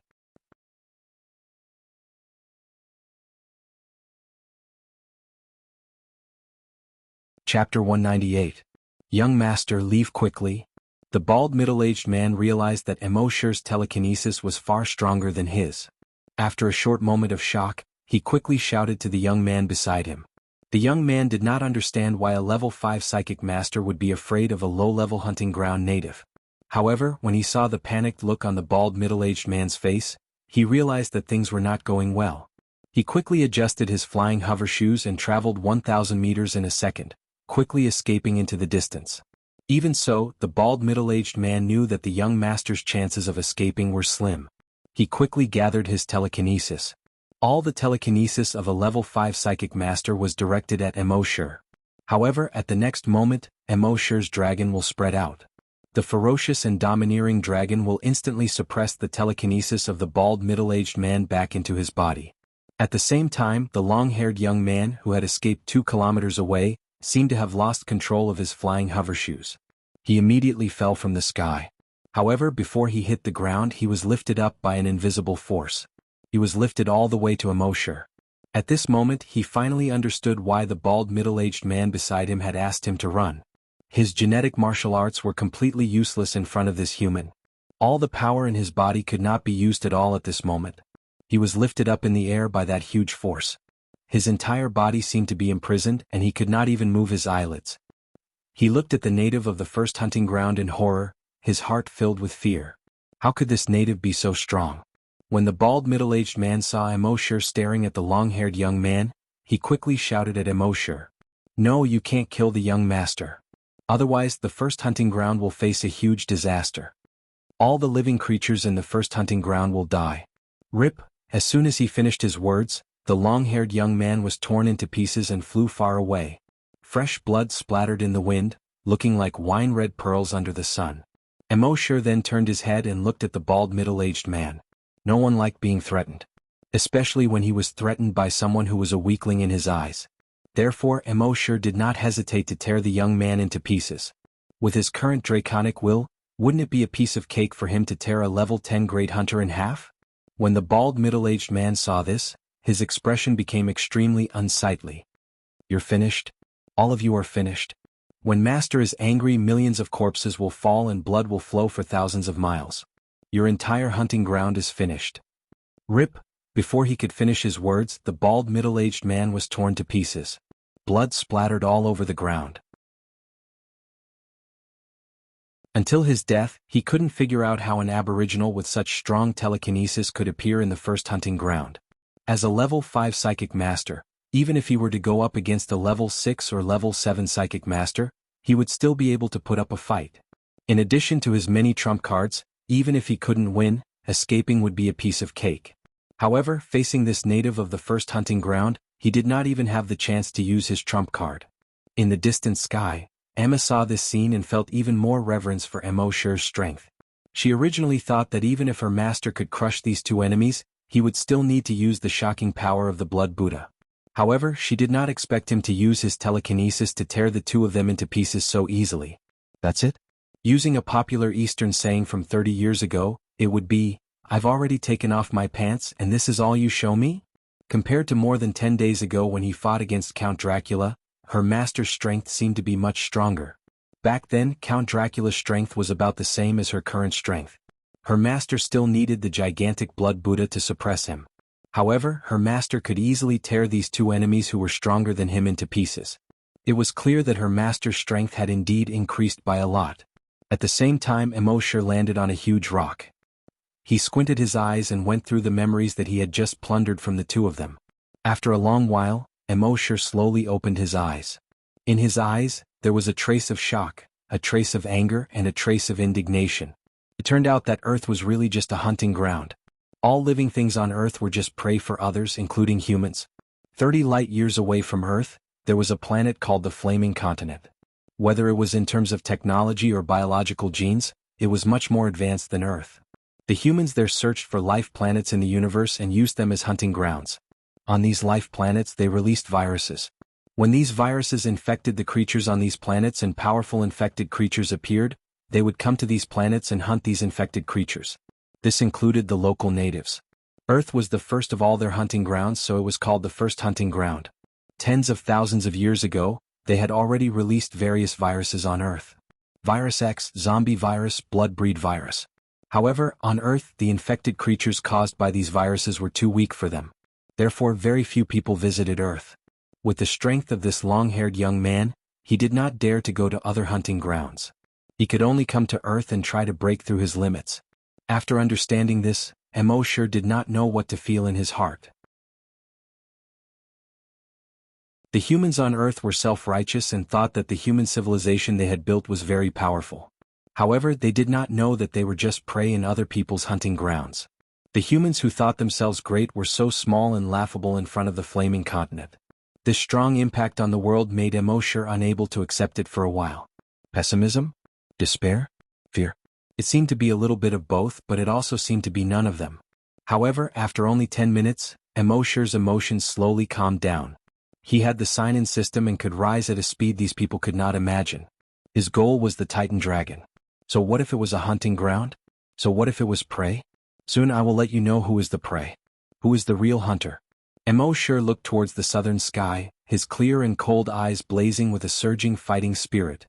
Next, Immortality ordered a virus clone to go to the South Pole.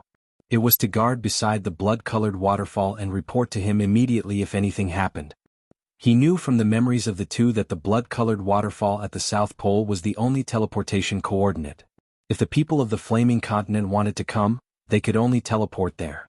He wanted to destroy that place, but from the memories of these people, he knew that it was just a coordinate.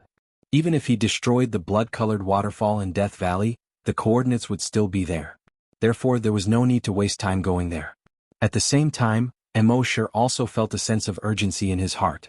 The long-haired young man he had just killed was the son of the hunting ground owner. He had lost contact with the hunting ground owner's son here. It would not be long before the hunting ground owner would send someone to find him. He might even personally bring someone to find him. And their strength was 100% higher than that of a grand hunter, scavenger. That's why you can't guess.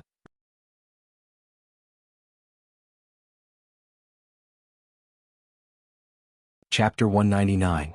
From the memories of the two, Immortality knew that there were no corpse hunters on the flaming origin continent. The lowest level was hunter. Everyone was no longer an ordinary human when they were born. Some were hunters and some were psychokinesis. Above the Great Hunter there were 3 realms. They were Hunter, Desolate Hunter and Great Desolate Hunter. After each of them surpassed level 10 Great Hunter, they would go to those hunting grounds to gain experience. In their view, every hunting ground was a barren land. As hunters of barren lands they were called desolate hunters. Immortality knew that the next time they sent someone to Earth to find the long-haired youth, they would definitely send a group of desolate hunters or even desolate hunters. With his current strength, Immortality felt that even if he could deal with those desolate hunters, he would most likely lose. Therefore, the most important thing right now was to improve his strength as soon as possible. Of course, the strength of the Sea Dragon clone also had to be improved as soon as possible. What Immortality wanted was not only to be able to deal with them, but to crush them. After returning to the base that day, Immortality asked the base chief to find someone who was more familiar with the geography. He took out the nautical diary and opened the map of the dragon ruins at the bottom of the sea. After looking at it for a moment, the person said carefully, "Mr. Imo, the map shows the Bermuda Triangle of the Atlantic Ocean." Immortality's heart skipped a beat. The Bermuda Triangle? But it was just a shock. In order to improve his strength, not to mention the Bermuda Triangle, even if it was a dragon's pool or a tiger's den, as long as it was 100% safe he would still go there. After 11 o'clock that night, Immortality did not use the special event to sign in. Instead, he directly specified the modification liquid. 20,000 drops of modification liquid was enough for him to be promoted to level 9 Great Hunter. After taking the 20,000 drops of modification liquid, he was successfully promoted to level 9 Great Hunter. After the promotion he did not stop at all.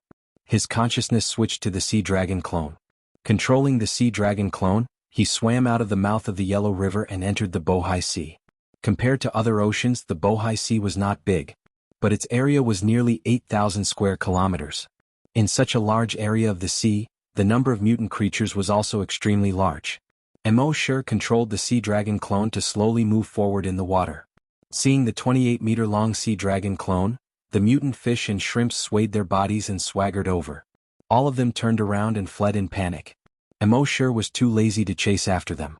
These were all super mutant beasts below level 5, and were of little use to the current Sea Dragon clone.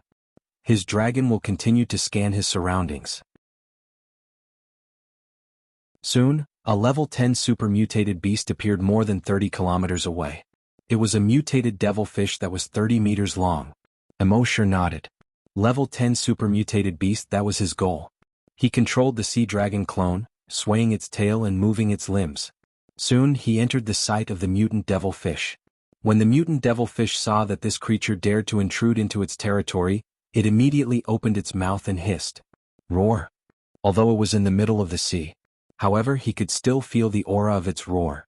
Under normal circumstances, the other mutated creatures would have turned around and fled upon hearing its cry.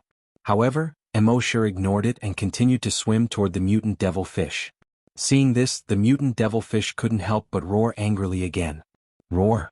The next moment, its whole body leaped like lightning and swam toward Immortality. Immortality sneered in his heart. His dragon will instantly spread out.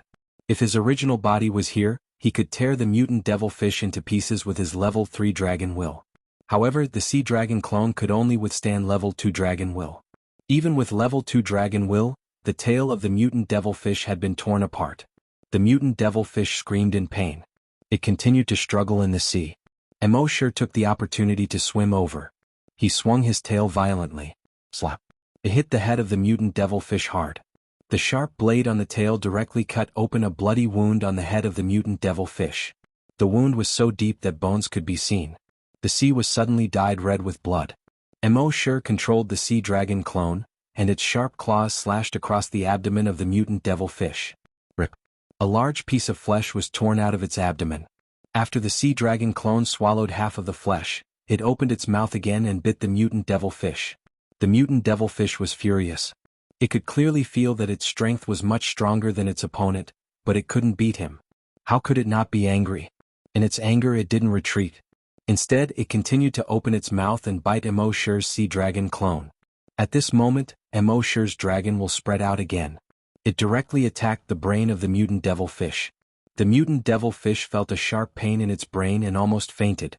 Immortality took the opportunity to bite the back of the mutant devilfish with his huge mouth that was 7 to 8 meters long. The back of the mutant devilfish was originally covered with a layer of horny armor that was extremely hard. However, the teeth of the sea dragon clone were far sharper than the teeth of ordinary mutated beasts. After biting through the back of the mutant devilfish, Immortality controlled the sea dragon clone, and its body kept rolling. Death roll. After rolling more than 10 times, the horny armor on the back of the mutant devilfish, along with a large piece of flesh, was directly peeled off. Several bones were directly exposed to the sea. The surrounding sea water was dyed red. It was as if a large amount of blood mist was rising. Ow! Hiss! The mutant devilfish once again let out a hissing sound. However, it wasn't a threat this time but a scream. The shrill scream traveled along the sea water and spread over a radius of more than 10 kilometers.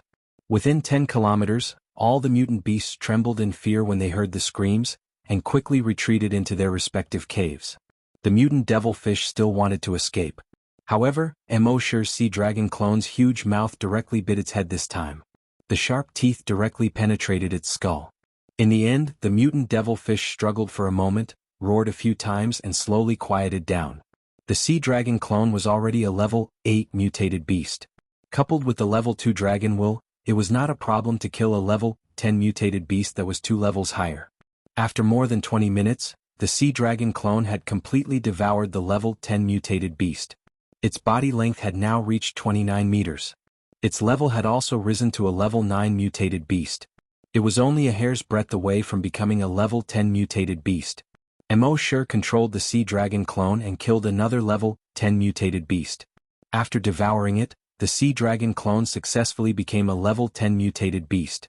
At this time, the sea dragon clone was completely able to withstand Immortality's level 3 dragon will. Immortality couldn't help but feel a little excited. Now that it had become a level 10 mutated beast, the next step was to evolve into a dire beast.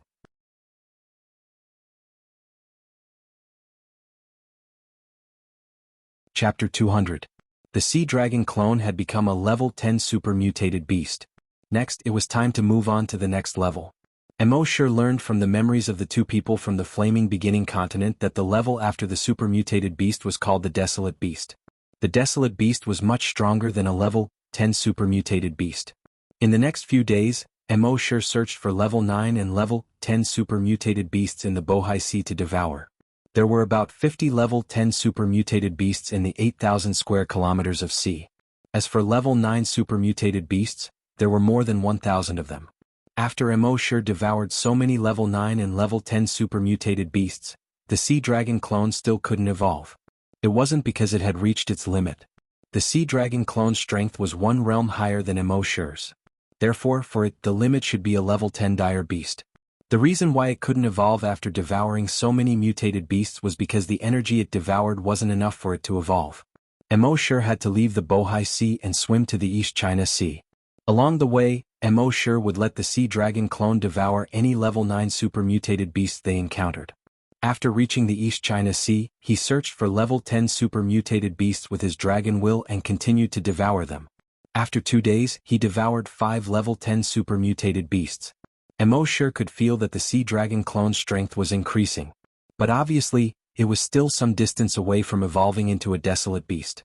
At the same time, on the coastline of Dongying, a mutated crow was flying toward the sea in a hurry. As it flew, it let out a hoarse and unpleasant cry. Yeah. On the ground behind it, a green-faced zombie was also running toward the sea at an extremely fast speed. This crow was Zhao Gao, who was sent to Dongying by Qin Shi Huang to kill the evil man Su Fu.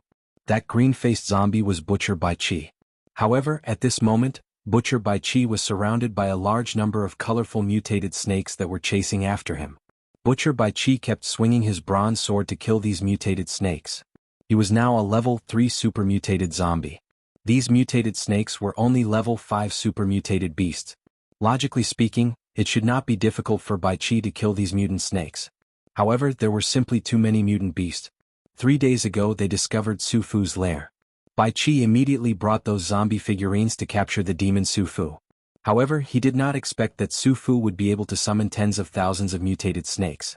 They had killed countless mutated snakes, but there were still mutated snakes that managed to burrow into the holes on the zombie figurines' bodies, devouring their flesh and blood. In the end, only Bai Qi managed to break out of the encirclement. Zhao Gao flew out of the encirclement. However, those mutant snakes still did not give up. They chased after Bai Qi all the way to the shore. At this moment, under the encirclement of numerous mutated snakes, a 5-colored mutated snake had climbed up Bai Qi's leg while he was not paying attention. There was a fist-sized hole in his leg. The snake slithered into the hole and began devouring Bai Qi's flesh. Bai Qi stretched out his hand and reached into the hole. He grabbed the tail of the mutated snake and fiercely pulled. Bang! This tug actually tore the snake apart. As for the front half of its body, it was still inside Bai Qi's leg, continuing to devour his flesh. Other mutated snakes continued to swarm over. Bai Qi swung the bronze sword in his hand and killed over 50 mutated snakes. Then he swung the bronze sword and slashed at Bai Qi's right leg. There was a soft sound and blood splattered everywhere. The thick smell of blood immediately filled the air. When the mutated snakes smelled the blood, they immediately surged over like a flood. Bai Qi jumped with one leg, instantly covering a distance of over 100 meters. He broke free from the encirclement. At the same time he called out to the mutated crow in the sky. Zhao Gao. At this moment, the mutated crow's body emitted a series of cracking sounds. Its body was rapidly expanding. Gradually, a naked human form was revealed. This person was emaciated as if he only had skin and bones. On his back, there was a pair of black wings that were 7 meters wide. It looked like the wings of a crow. Then he pounced down. He grabbed Bai Qi's shoulder and flew toward the sea. As he flew, he cackled. Who would have thought that Butcher Bai Qi would be in such a sorry state? Bai Qi sheathed the bronze sword in the scabbard at his waist and said angrily, "This time we failed to kill the evil man Su Fu and disgraced the emperor's order. Both of us will be sentenced to death." Zhao Gao chuckled and said, "Hey! The world is in chaos and the great Qin Empire is destroyed. The emperor only has 8,000 soldiers. If he wants to reclaim the lost land and revive the great Qin Empire, every soldier must be used to their full potential. When the emperor is in dire need of manpower, how can he kill his subjects so easily?" Bai Qi was extremely vexed. "I have disgraced the emperor's order. If the emperor doesn't kill me, how can I live?" Zhao Gao was too lazy to continue. He only cackled. "That's for later. We'll talk about it when we get back." Not long after they left, a giant python appeared on the beach. This giant python was made up of thousands of mutated snakes. The giant python was over 100 meters long. On its head sat a Taoist priest. The Taoist priest had white hair and a white beard. He was in high spirits like an old immortal in the legends. He looked in the direction where Bai Qi and Zhao Gao escaped and laughed. Ha! Butcher Bai Qi, go back and tell your dog Emperor that I, Su Fu, will lead my army to the west today and attack the mausoleum of Emperor Qin. His great Qin Empire will be mine. Let Emperor Qin clean his ass, neck and wait. At the same time, Mo Shi controlled the sea dragon clone with his consciousness and continued to wander in the East Sea. There were fewer and fewer level 10 mutated beasts in the East Sea now. Mo Shi was wondering if he should continue to devour more creatures in the sea. Otherwise, if he continued like this, when could he evolve into a wild beast? At this moment he suddenly had a thought.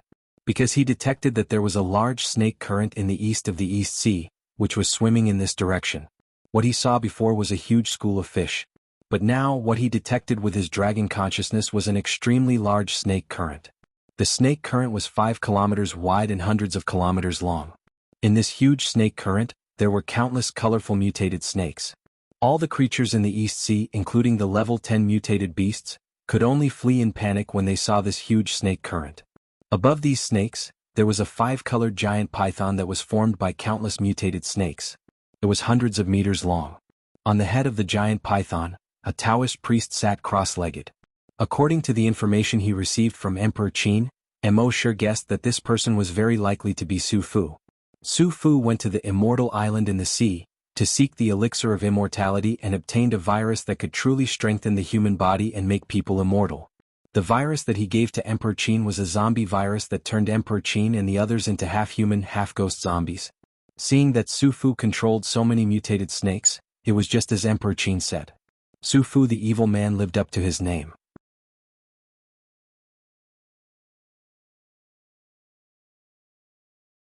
Chapter 201. When Mo Shi detected the evil man Su Fu, he immediately controlled the sea dragon avatar to float to the surface. The white-bearded and white-haired demon Su Fu naturally also saw Mo Shi's sea dragon clone. He could feel that this mutated beast was very strong. It was very likely that it far exceeded the strength of a level 10 mutated beast. However, he didn't even pay attention to it. Based on his understanding over the past 1,000 years, there seemed to be some kind of restriction in the entire world. Any creature that reached that restriction would no longer be able to level up. As long as this super mutated beast didn't break through the restriction, his snake tide would be able to exhaust it to death. After all, no super mutated beast could survive in this 5-kilometer wide and 100-kilometer long snake tide. The snake tide directly surged towards Mo Shi. They tried to run over him. However, Mo Shi's dragon consciousness directly swept across. A mutated snake directly exploded into a cloud of blood mist. It spread out on the sparkling surface of the sea. Bang! Another mutated snake exploded into a cloud of blood mist. Then pa pa pa pa pa, the 5-kilometer wide snake tide kept exploding like firecrackers. On the surface of the sea, the blood mist slowly spread out like a veil. Demon Lord Su Fu was only slightly surprised when he saw this scene at first. This super mutated beast could actually use psychic power. However, he had lived for nearly 2,000 years and had seen all kinds of strange things. Especially on this sea there were many strange things. Therefore he was only surprised for a moment. Then he shook his head. This method consumes a lot of psychic power. In a moment, its psychic power will be exhausted. A beast will be a beast after all. However, this thought only lasted for a few seconds. Then he frowned slightly, because he saw his snake tide constantly exploding, and the speed was getting faster and faster. In just 10 seconds, it had already exploded 5 kilometers long. However, he still ignored it. His snake tide was more than 100 kilometers long. This mutated beast's psychic power was very strong, but he didn't believe that it was strong enough to explode all the snakes within 100 kilometers. Pa pa pa pa pa, the snake tide continued to explode. Its speed was still increasing. Soon, the snake tide had already exploded 10 kilometers. At this moment, Su Fu finally became a little anxious. His snake tide was 100 kilometers long. This guy, on the other hand, had already traveled 10 kilometers in less than a minute. How could things go on like this? Thinking of this, he leaped 100 meters into the air. Then a pair of 7-meter-long wings sprouted from its back. It flapped its wings and floated in the air. And the 100-meter-long python beneath him swam towards Mo Shi's sea dragon clone. It opened its huge mouth, intending to swallow the sea dragon clone whole. However, this 100-meter-long python was nothing in front of Mo Shi's dragon consciousness. Pa pa pa pa pa pa, it was still the sound of firecrackers. Under Mo Shi's dragon will, the 100-meter-long pythons also exploded. The 100-meter-long python was originally made up of thousands of mutated snakes. At this moment, these mutated snakes exploded one after another, and the 100-meter-long giant python also collapsed like a sand sculpture. When Su Fu saw this, he couldn't help but fly into a rage. Today he was going to cross the straits, attack China, and conquer Qin Shi Huang's mausoleum before conquering Great Qin. But now he was stopped by a super mutant beast. How could this not make him angry? Die, evil creature! Su Fu roared, and the flesh on his right hand wriggled and turned into a 10-meter-long sword. In the next moment, it flapped its wings and slashed towards Emo Shi's sea dragon clone. However, he was only halfway through when he found that his sword couldn't land anymore. It was as if it was caught by an invisible hand in the air. He couldn't help but tremble. How could this mutant beast's telekinesis be so strong? He had lived for so many years, and this was the first time he was restrained by another creature's telekinesis. In the next moment, rip, Su Fu's entire body was torn into several pieces by a huge force. At the same time, his 100-kilometer-long snake tide had reached the end of its explosion. A bloody mist that was 6 to 7 kilometers wide and more than 100 kilometers long quickly spread out.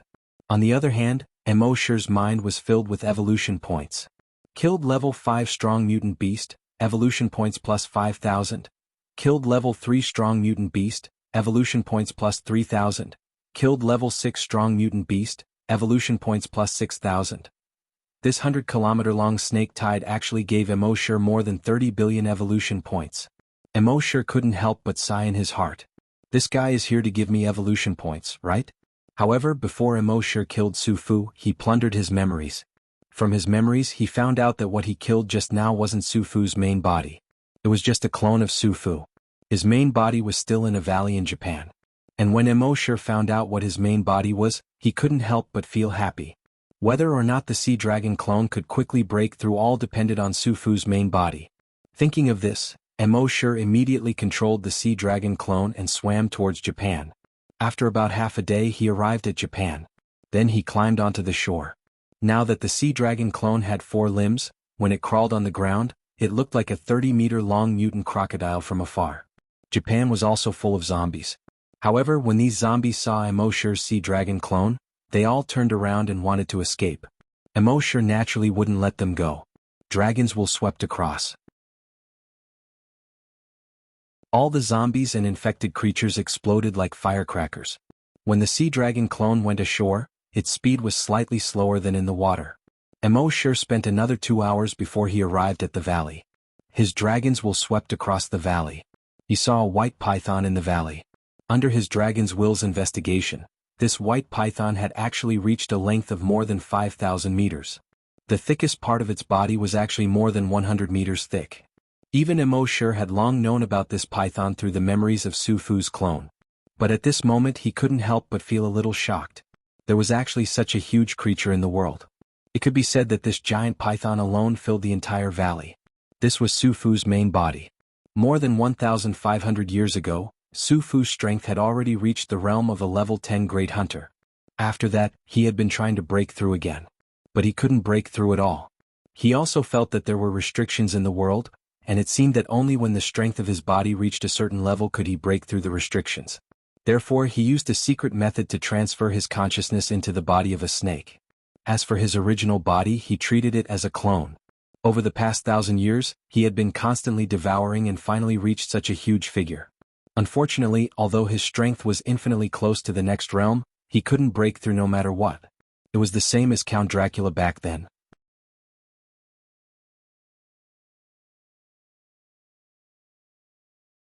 Chapter 202.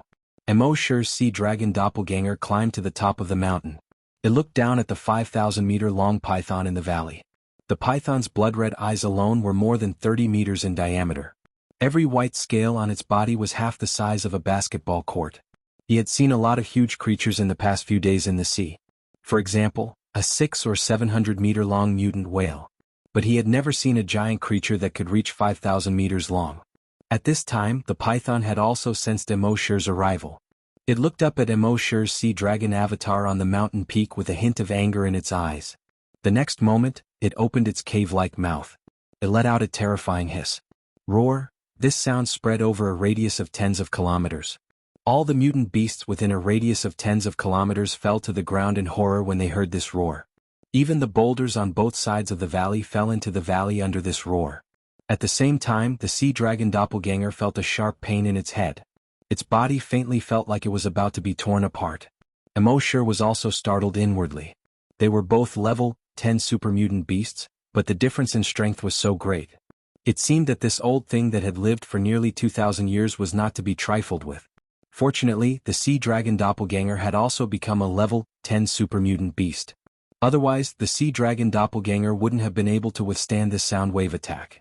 It seemed that he had to end the battle quickly. Thinking of this, Immortality condensed his dragon will. The next moment, at an altitude of 50 kilometers above the valley, 100 dragon will meteors with a diameter of 100 meters were formed. As soon as these dragon will meteors were formed, they quickly smashed into the valley. The python seemed to have sensed that something was wrong. It hurriedly climbed up the mountain peak next to it, trying to escape. However, it was too late. Boom! A dragon will meteor directly smashed into its body. Immediately, the surrounding mountain peaks collapsed. Large boulders rumbled as they rolled down to the ground. The giant python was hit by the dragon will meteor, and the dozens of scales on its body suddenly loosened. Blood flowed out, dyeing the snow-white scales red. Immortality was a little worried that this guy would not be able to withstand the attack of the dragon will meteor and be blasted into pieces. That would be awkward. Fortunately, this guy's body was quite sturdy, so he didn't die on the spot under the bombardment of the dragon will meteorite. If Sufu were to know that this tiny mutated beast was worried that he would be crushed to death, he would most likely vomit blood and die on the spot. This was definitely not harmful but extremely insulting. Boom boom boom boom boom. The dragon will meteors continued to crash down. At first, the giant python was barely able to withstand the attack of a draconic meteor. It was still struggling to escape the valley. However, with so many meteors falling from the sky, everything within a radius of tens of kilometers had already collapsed. Where could it escape to? In the end, after the 100 dragon will meteorites landed, everything within 50 kilometers had turned into ruins. The valley from before was long gone. As for the white python, its body was already badly mutilated. There was hardly a single undamaged scale. It lay powerlessly in the ruins, breathing heavily through its nostrils. Every time it breathed, it stirred up smoke and dust. Immortality controlled the sea dragon clone, found an angle and bit down. Roar! The white python roared powerlessly. Its body also struggled powerlessly. However, the bombardment just now had almost broken all its bones. It wanted to turn around and attack, but it couldn't do it at all. The sea dragon clone bit a bloody hole in its body. After getting into the bloody hole, it began to devour. It devoured very quickly, and in a moment, it had already swallowed more than 20 meters forward. The giant python writhed in pain as if it wanted to throw the sea dragon clone out. However, its writhing seemed so powerless. About half an hour later, the sea dragon clone had already swallowed more than 100 meters forward. It was also at this moment that its body began to make cracking sounds. Immortality was delighted. He was finally going to break through. Accompanied by the cracking sounds, the muscles in the sea dragon clone's body were constantly being torn apart. Because Immortality's consciousness was in its body at this time, Immortality felt the tearing pain. He immediately switched his consciousness back into his main body. As for what kind of pain the sea dragon clone was suffering at this time, he didn't know. As the saying goes, when there's blessings, share. If there's trouble, I'll leave first. Immortality felt that this breakthrough, because it was a breakthrough of a major realm, would definitely take a long time. Therefore he didn't go back for a while. He planned to wait for half an hour before going back. During this free time he flipped through Sufu's memories. He found that this guy's memories were actually blurry. All kinds of memory fragments were intertwined and very chaotic. It was like a ball of wool that had been played with by a naughty child. He couldn't figure it out at all. After looking at it for a long time, Immortality felt dizzy. Immortality could only put down these memories and ignore them. Perhaps this guy had lived for too long, causing his memories to be in chaos. Or maybe something went wrong when this guy transferred his consciousness into the python's body. Immortality didn't bother with it anymore. After waiting for half an hour, his consciousness returned to the sea dragon clone again. At this time, the 5-kilometer-long python had been swallowed until there was not even a trace left. Immortality was secretly amazed. What af asterisk king big appetite. The 5-kilometer-long python was devoured in half an hour. The sea dragon clone was too good at eating. Since it had eaten so much, its body should be extremely huge at this time. It should be at least 500 or 600 meters long, right? However, Emoshir looked at it. How could it be 500 or 600 meters long? It wasn't even 50 or 60 meters long. At this time, the sea dragon clone was only about 20 meters long. *CK. Emoshir cursed in his heart. After swallowing a 5-kilometer-long python, not only did its body not grow longer, it even shrank. Did it have to be like this? He hurriedly checked the attributes of the sea dragon clone in his mind. Species, sea dragon. Level 3 desolate beast. Ability, evolution by devouring dragon will attack, sound wave attack. When Emoshir saw this, his heart pounded wildly. Level 3 desolate beast. Not only had the sea dragon clone broken through, but it had also risen 3 levels in a row. It had reached level 3 desolate beast. How much energy was contained in that giant python's body? But it made sense when he thought about it. That giant python had been devouring and accumulating energy for a breakthrough for more than 1,000 years. However, because there were restrictions on Earth, it couldn't break through. But the energy had been accumulating. This energy was enough for it to break through to level 3 desolate beast. Now that the sea dragon clone had devoured it, it naturally obtained all the energy in its body. It wasn't surprising that it directly advanced to level 3 desolate beast.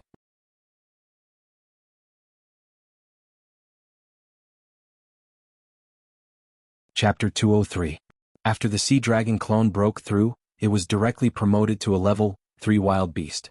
It didn't look like it had changed much, but its body had shrunk. However, Emoshir knew from the memories of the 2 guys from the Flaming Land that the strength of a wild beast couldn't be judged from its appearance. In theory, the bigger it was, the stronger it was. This was for sure. But the bigger it was, the more energy it consumed. Imagine if it was 1,000 meters long, how much food would it have to eat to maintain its energy consumption? So for thousands of years, wild beasts had evolved the most suitable way of survival for them. Usually in their ordinary form, they could only grow to 30 to 50 meters long at most. However, when they needed to burst into battle, their bodies could rapidly expand and lengthen. So at this time, the sea dragon only looked 20 meters long on the surface. In fact, its body length in its battle form had already reached more than 130 meters. The most important thing was that after evolving into a wild beast, energy had appeared in all the cells in the sea dragon clone's body. When this energy gathered together and sprayed out, the power was extremely shocking. Knowing this, Emoshir was in a good mood. Controlling the sea dragon clone, he ran towards the sea. After the sea dragon clone evolved into a level 3 wild beast, its running speed on land had greatly increased. It could reach 30 meters per second. When it came to the sea, it jumped out of the water with a splash. In the water, the sea dragon clone was much faster. It could reach 50 meters per second. Moreover, wild beasts had a natural pressure on ordinary mutated beasts. When the sea dragon clone released this pressure, all the mutant beasts within a radius of 1,000 meters scattered and fled in panic. However, Emoshir withdrew this pressure based on the principle of keeping a low profile. It swam freely in the sea. At the same time, he said in his mind, "System, sign in for a special event." Killing such a big python was naturally a special event. Soon, the system's voice sounded frowny face sign in successful.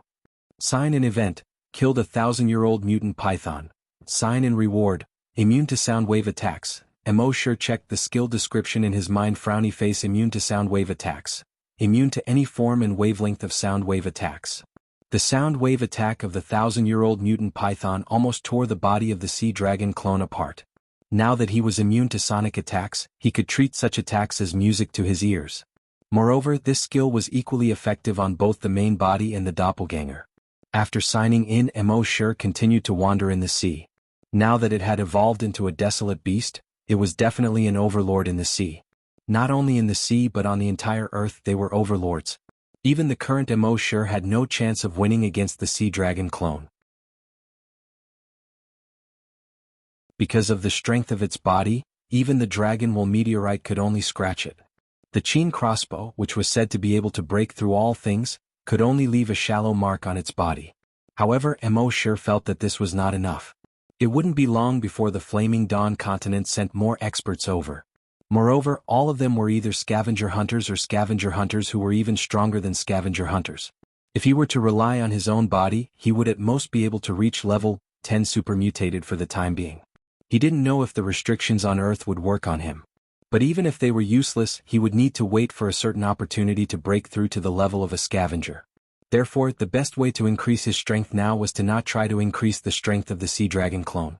At the same time, on the coast of the East Sea, Zhao Gao took Bai Qi and fell directly on the beach. Huff, huff. Zhao Gao gasped for breath. Bai Qi hissed, "Let's go, or the evil man Su Fu and his snake tide will catch up." Zhao Gao gasped for breath and said, "That's right. You make it sound so easy. I've been flying the whole way and you haven't done anything at all." As he spoke, his body crackled and quickly shrank. In the end, he returned to a mutated crow. He squeaked. Bai Qi immediately grabbed Zhao Gao and put him on his shoulder. Then he strode in the direction of Emperor Qin's mausoleum. But before leaving, he looked back at the sea. He was puzzled. With the speed of Su Fu's snake tide, he shouldn't be far from us. Why can't I see him yet? The mutated crow hissed. Maybe he was delayed by something. Anyway, let's report to the emperor first. More than an hour later, the man and the bird returned to Emperor Qin's mausoleum. They reported to Emperor Qin that Su Fu was about to lead a snake tide to attack. Emperor Qin was furious. "Su Fu, how dare you rebel? If I don't take his head, I will be ridiculed by the world. General Bai Qi, immediately lead the soldiers to set up an arrow formation. I want this evil man Su Fu to never return." Bai Qi received the order and immediately began to set up the array. However, they set up the arrow formation and waited for a full 3 days. Su Fu didn't appear. Bai Qi was terrified. Would the emperor think that he and Zhao Gao had committed the crime of deceiving the emperor? Although Emperor Qin was puzzled, it was good news that Su Fu didn't attack. Although the Qin army's arrow formation was powerful, with their current strength, it was not enough to resist the 200-mile snake tide. After a few days, all the troops in the depths of the underground palace would wake up. At that time, it would be time to restore the prestige of the Qin dynasty. Emperor Qin and the others naturally didn't know that Su Fu and his snake tide had been destroyed by Mo Shi. At this moment, Mo Shi was controlling the sea dragon clone to swim in the sea. He spread out his dragon will and constantly probed all the infected creatures around him. About half an hour later, a level 10 mutated beast appeared within the range of Mo Shi's dragon will. He immediately swam towards the level 10 mutated beast. It was a mutated great white shark more than 300 meters long. It was opening its bloody mouth and swallowing any mutated fish it saw along the way. At this moment, it saw the 20-meter-long sea dragon clone appear in its sight. It immediately swung its tail and swam towards the sea dragon clone. In the eyes of this 300-meter-long mutated great white shark, the sea dragon clone was barely enough to fill the gaps between its teeth. Therefore, it didn't take the sea dragon clone seriously at all. Just like when facing other mutated beasts, it swam over with its mouth wide open. Seeing this, Mo Shi smiled faintly in his heart. Let's test the strength of this sea dragon clone. He didn't use a sonic attack or an energy attack. He simply wanted to test the physical strength of the sea dragon clone. Seeing that the mutated great white shark was only 5 meters away from the sea dragon clone, Mo Shi controlled the sea dragon clone and turned around. The 7 or 8 meter long tail suddenly swung towards the great white shark. Because the tail was so fast, it stirred up the seawater within a 5-kilometer radius, which was surging wildly. Wherever the tail swept past, white waves rolled, forming a fan-shaped mark.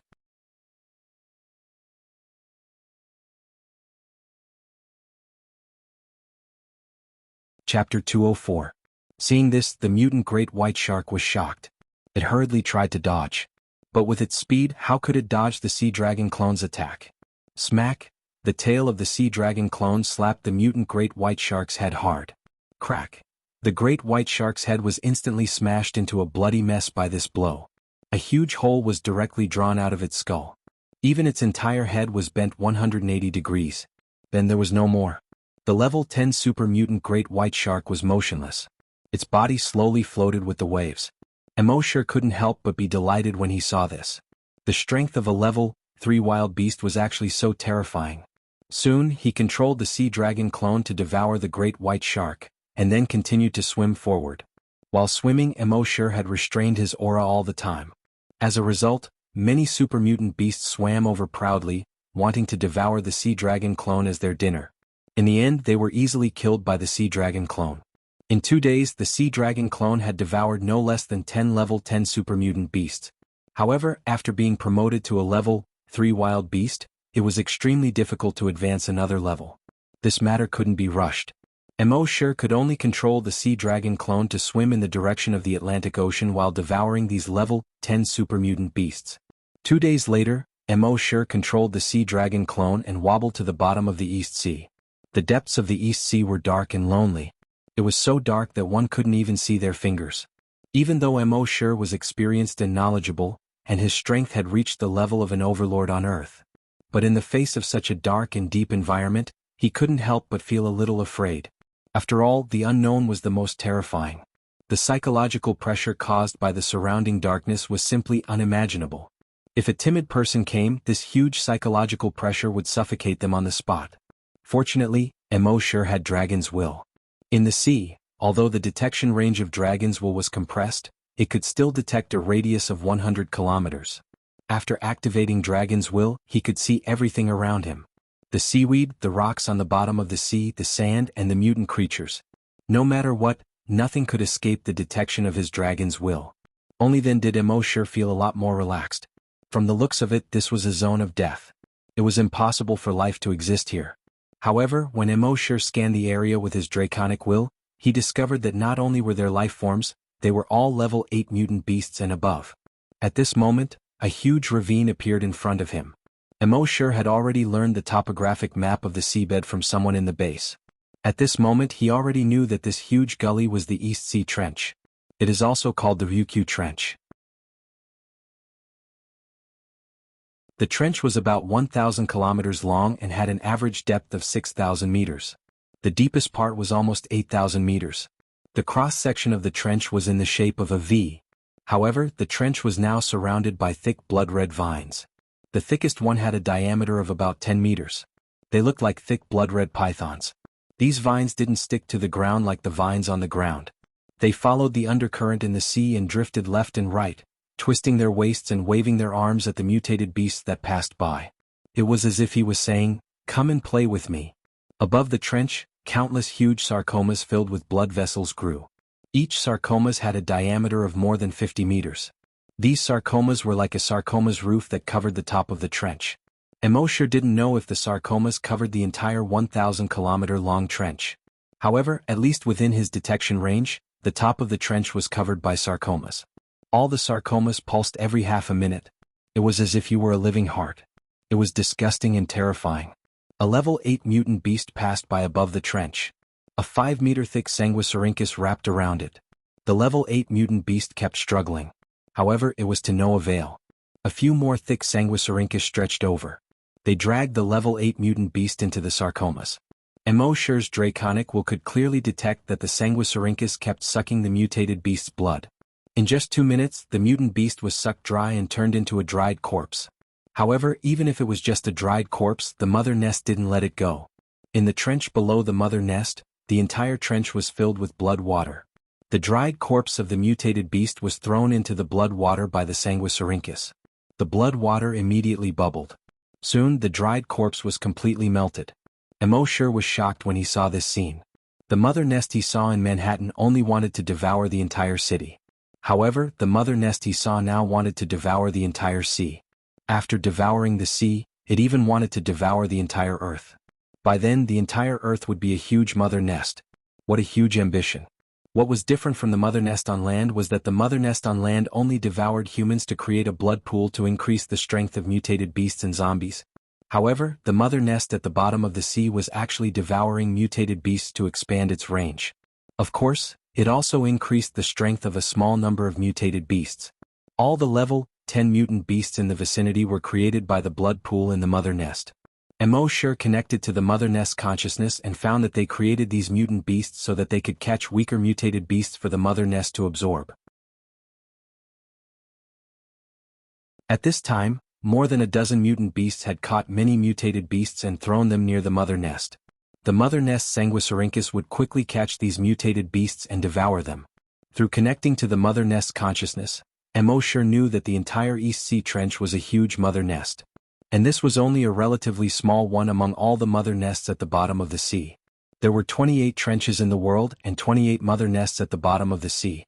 With so many mother nests, it was only a matter of time before they devoured the entire sea creatures and even the entire Earth.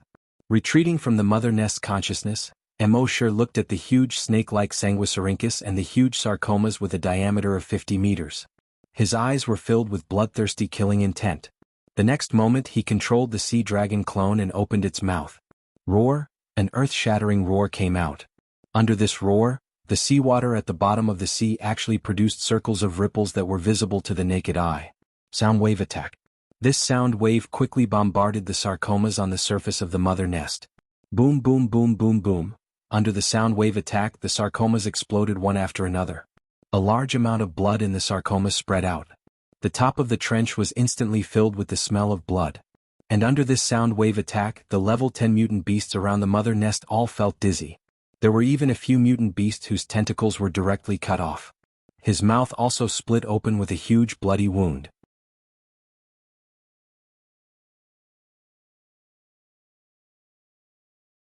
Chapter 205. Seeing that the level 10 super mutant beasts were knocked out, the sea dragon clone immediately swam over.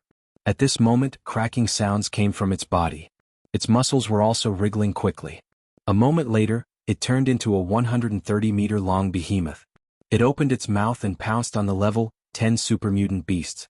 The super mutant beasts hurriedly tried to escape, but their heads hurt from the sonic attack just now and they completely lost their sense of direction. Also, Mosher released the natural pressure of a wild beast, suppressing many of the super mutant beasts so much that they didn't even dare to move. They could only let it devour them. In just half an hour, it devoured more than a dozen super mutant beasts here. Mosher clearly felt that the energy in the cells in his body had increased a lot. And this was only the outside of the nest. Inside the nest, the entire trench was a huge blood river that was 1,000 kilometers long. In this blood river, there were thousands of level 10 super mutant beasts. Mosher was overjoyed.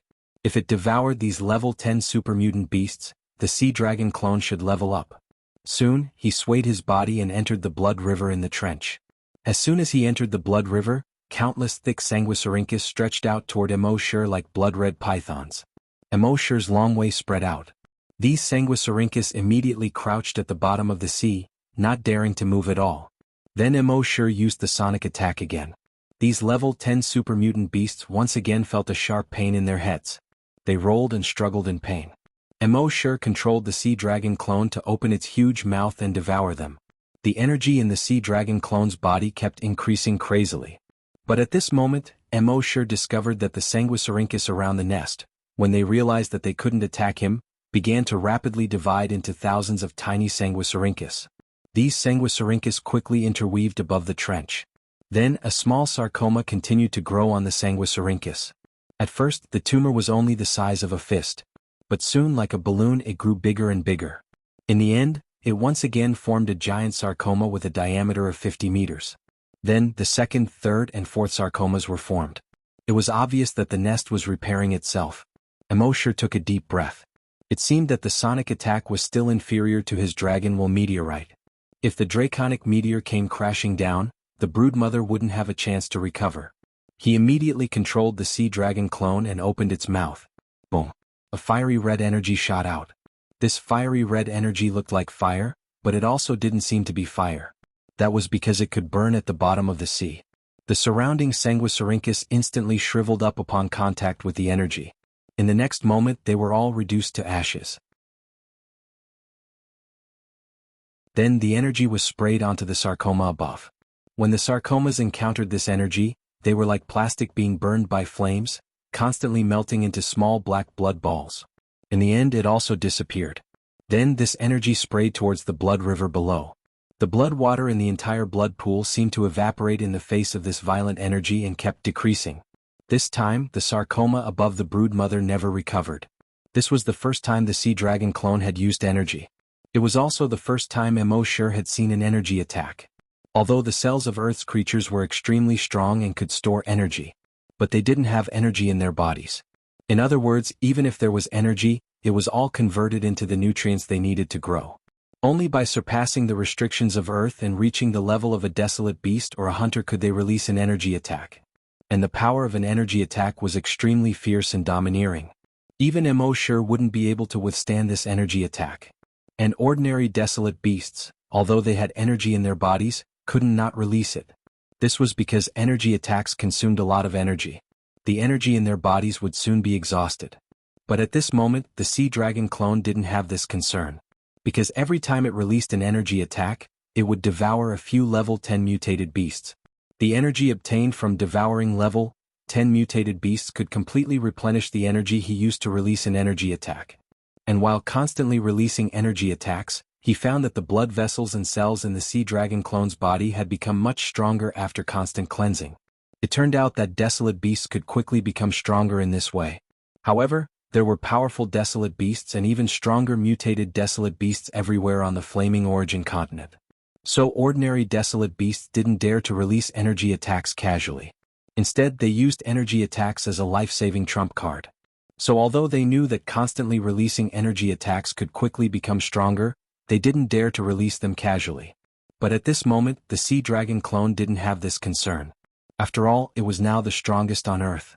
Even if it didn't have a trace of energy in its body, no creature could be its match. Just like this, Wuxia controlled the sea dragon clone to continuously devour level 10 mutated beasts and release energy. It took 3 full days to destroy half of the broodmother nest in the East Sea Trench. At the same time, it also devoured half of the level 10 mutated beast here. And the cells and blood vessels in the sea dragon clone's body, after being constantly cleansed and strengthened by energy, finally reached their limits.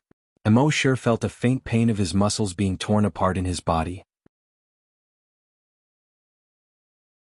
He immediately switched his consciousness back to his main body. It was still the same saying, "If there's trouble, let's enjoy it together." It was currently afternoon. Happy was knocking on the door. Wuxia got out of bed and opened the door. A ray of sunset fell into the room from outside the door. Outside the door, Happy's silhouette was outlined by the sunlight with a golden edge. Her originally black hair seemed to have turned golden in the setting sun. There was some concern in her beautiful eyes. Obviously, she saw that Wuxia had been staying in the room for the past few days and didn't go out much. So she was a little worried. Wuxia reached out to rub Happy's head and smiled. "Don't worry, I'm fine. I'm just tired from running around outside a few days ago, so I slept a little longer." When Happy saw that Wuxia was truly fine, he felt at ease. But she still took Wuxia's hand and pointed at the setting sun in the sky. Wuxia understood what she meant and said, "Okay, let's go out for a walk." Therefore, the two of them walked out of the corpse farm under the sunset. They took a walk in the base. Now in the base, everyone's face was filled with hope. In the first 30 years after the apocalypse, no one in the base had any hope on their faces. Because they couldn't see any hope in the first place. There were infected creatures everywhere, and the city wall might be breached at any time. Until now, Wuxia's strength had brought too many changes to the base. Hope finally appeared on people's faces, and some smiles also appeared.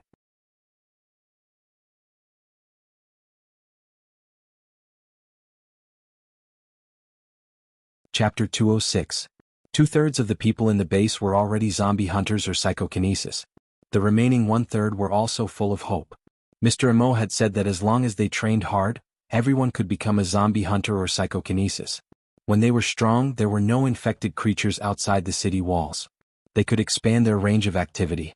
They reclaimed a large area of land outside the city walls to plant wheat, corn, and other crops. They even had the leisure to cultivate an orchard to plant apple trees. It was estimated that in half a year, the people in the base would solve the most basic food problem. They wouldn't have to eat porridge and steamed buns every meal. After 3 years, they could often eat meat and even fruit. And all of this was thanks to Mr. Imo. So when the people on the road saw Wuxia, they weren't as afraid as before. Some of the bolder ones even often greeted Wuxia. Walking with Wuxia like this, Happy's face often brimmed with a happy smile. Her smile was very infectious, and when the passers-by saw her smile, they all smiled knowingly. When Wuxia was with Happy, he felt that he was also much happier. When it was getting late, Wuxia and Happy returned to the corpse farm. Wuxia lay on the recliner on Grape Trellis 5, looked at the starry sky and slowly closed his eyes. Happy thought that Wuxia was asleep, so she brought a blanket and covered Wuxia. At this time, Wuxia's consciousness had already arrived in the body of the sea dragon clone in the East Sea Trench. At this time, the sea dragon clone's body length hadn't changed at all. But when Wuxia checked its attributes, he found that it had leveled up. Species, Sea Dragon. Level 4 Dire Beast. Ability, Evolution by Devouring Dragon Psychic Attack, Sound Wave Attack. Wuxia thought that after becoming a level 3 Dire Beast, it would take a long time for it to level up again. He didn't expect it to level up after devouring half of the mutant beasts in the mother nest. There were 27 other underwater mother nests in the world. If it devoured all of them, it would at least be level 7. Next, it took more than half a day for the sea dragon clone to devour all the mutant beasts in the East Sea Trench and destroy the entire nest. Only then did Immortality sign in at the seabed broodmother's nest. System, sign in. The system replied instantly, just like any other time. Sign in successful. Sign in location, East Sea Trench mother nest. Sign in reward, million sanguisurincus, acid breath. Both of them were skills for the sea dragon's clone. It was clear that when Immortality's consciousness was inside the sea dragon clone, most of his skills could be used by the sea dragon clone. But when his consciousness wasn't in the body of the sea dragon clone, the clone could only use a few skills such as devouring evolution and dragon will attacks. Now that he could sign in myriad sanguisurincus and strong acid breath, it could be considered as giving the sea dragon avatar 2 more trump cards. After leaving the East Sea Trench that had been cleaned up, Immortality swayed his body and wandered around the seabed. The sea dragon clone, a level 4 wild beast, was definitely an invincible existence at the bottom of the sea. Any mutated beast that encountered it could only escape. However, when these mutated beasts wanted to escape, the cells on the sea dragon clone's body would quickly squirm. It shot out a sanguisurincus. This sanguisurincus would instantly pierce into the mutated beast's body and grow barbs. This way, the mutated beast wouldn't even have time to escape. The sanguisurincus would drag the mutated beast over so that the sea dragon clone could enjoy it in peace. This was the magical effect of the million sanguisurincus. Not only could this sanguisurincus shoot out hundreds of them at the same time, but it could also penetrate the defense of any wild beast below level 4. As for this strong acid breath, it was even more powerful. The sea dragon clone could spit out strong acid. This kind of strong acid could only be withstood by the sea dragon clone's oral mucosa and acid bag mucosa. In front of this strong acid, anything else could only be quickly corroded. Even rocks were corroded to the point of being riddled with holes. Next, Immortality controlled the sea dragon clone and continued to go to other trenches. In each trench mother nest, there were at least 1,500 level 10 super mutated beasts. The sea dragon clone didn't let go of any level 10 super mutated beast. While devouring these super mutated beasts, the sea dragon clone's level was slowly increasing. At the same time, after more than 40 days of check-in, Immortality finally reached level 10 Great Hunter. After becoming a level 10 Great Hunter and taking the modification liquid for a few days, his body finally reached its limit. No matter how much modification liquid he took, it would be directly expelled from his body. It seemed that he would have to wait for the right opportunity to break through again. So for the next few days, Immortality focused on the sea dragon clone. After more than 40 days of devouring, the sea dragon clone had devoured half of the trench mother nests. It had now grown into a level 5 wild beast. The sea dragon clone, a level 5 wild beast, was quite terrifying in the sea. It could reach more than 50 meters per second. At this speed, devouring the remaining 14 trench mother nests would definitely be much faster than before. Immortality planned to go to the Bermuda Triangle to look for the underwater dragon ruins after devouring all the trench mother nests. At the same time on the flaming land. For tens of thousands of years, countless hunting grounds had been built on the entire continent. The entrance to each hunting ground was built on an island. On the first hunting island corresponding to the first hunting ground. In a huge factory in the corridor on the second floor. A middle-aged man in his 50s was holding the railing, looking at the zombies in the cages below howling and roaring at him. He was the owner of the first hunting ground. At this time, a middle-aged woman also in her 50s walked over. There was a hint of uneasiness between the woman's eyebrows. She said, "My son has been in the first hunting ground for more than a month and hasn't replied to any news. I tried to contact him with the interstellar communicator just now, but I couldn't reach him." The owner didn't turn around and continued to look at the zombies in the cages. He said, "Don't worry, as a level 10 Great Hunter, he is the strongest existence in the first hunting ground. Nothing in the first hunting ground can hurt him. Moreover, didn't you send a level 5 psychic to protect him?" The woman was slightly stunned, then laughed softly and said, "I'm sorry, I didn't ask for your permission and sent a level 5 psychic." The owner shook his head. "I've said it before, he's not young anymore. There are many things he should learn to solve by himself. It's just the first hunting ground. With his strength, it's more than enough to deal with the creatures there. A hint of worry appeared between the woman's eyebrows. But why can't I reach him through the interstellar communicator? Why don't we send someone to check it out? The owner thought for a moment and said, I'll send a few people to check it out. The woman quickly nodded. Yes, that's best. You're tuning in to the Han Li's Wuxia Adventures YouTube channel. We're so grateful for your support, and don't forget to subscribe to join us on this incredible journey through captivating stories. Your generosity through donations truly makes a world of difference, as it's the primary source of revenue that allows me to expand and enhance this channel for you. Thank you from the bottom of my heart for being a part of this adventure.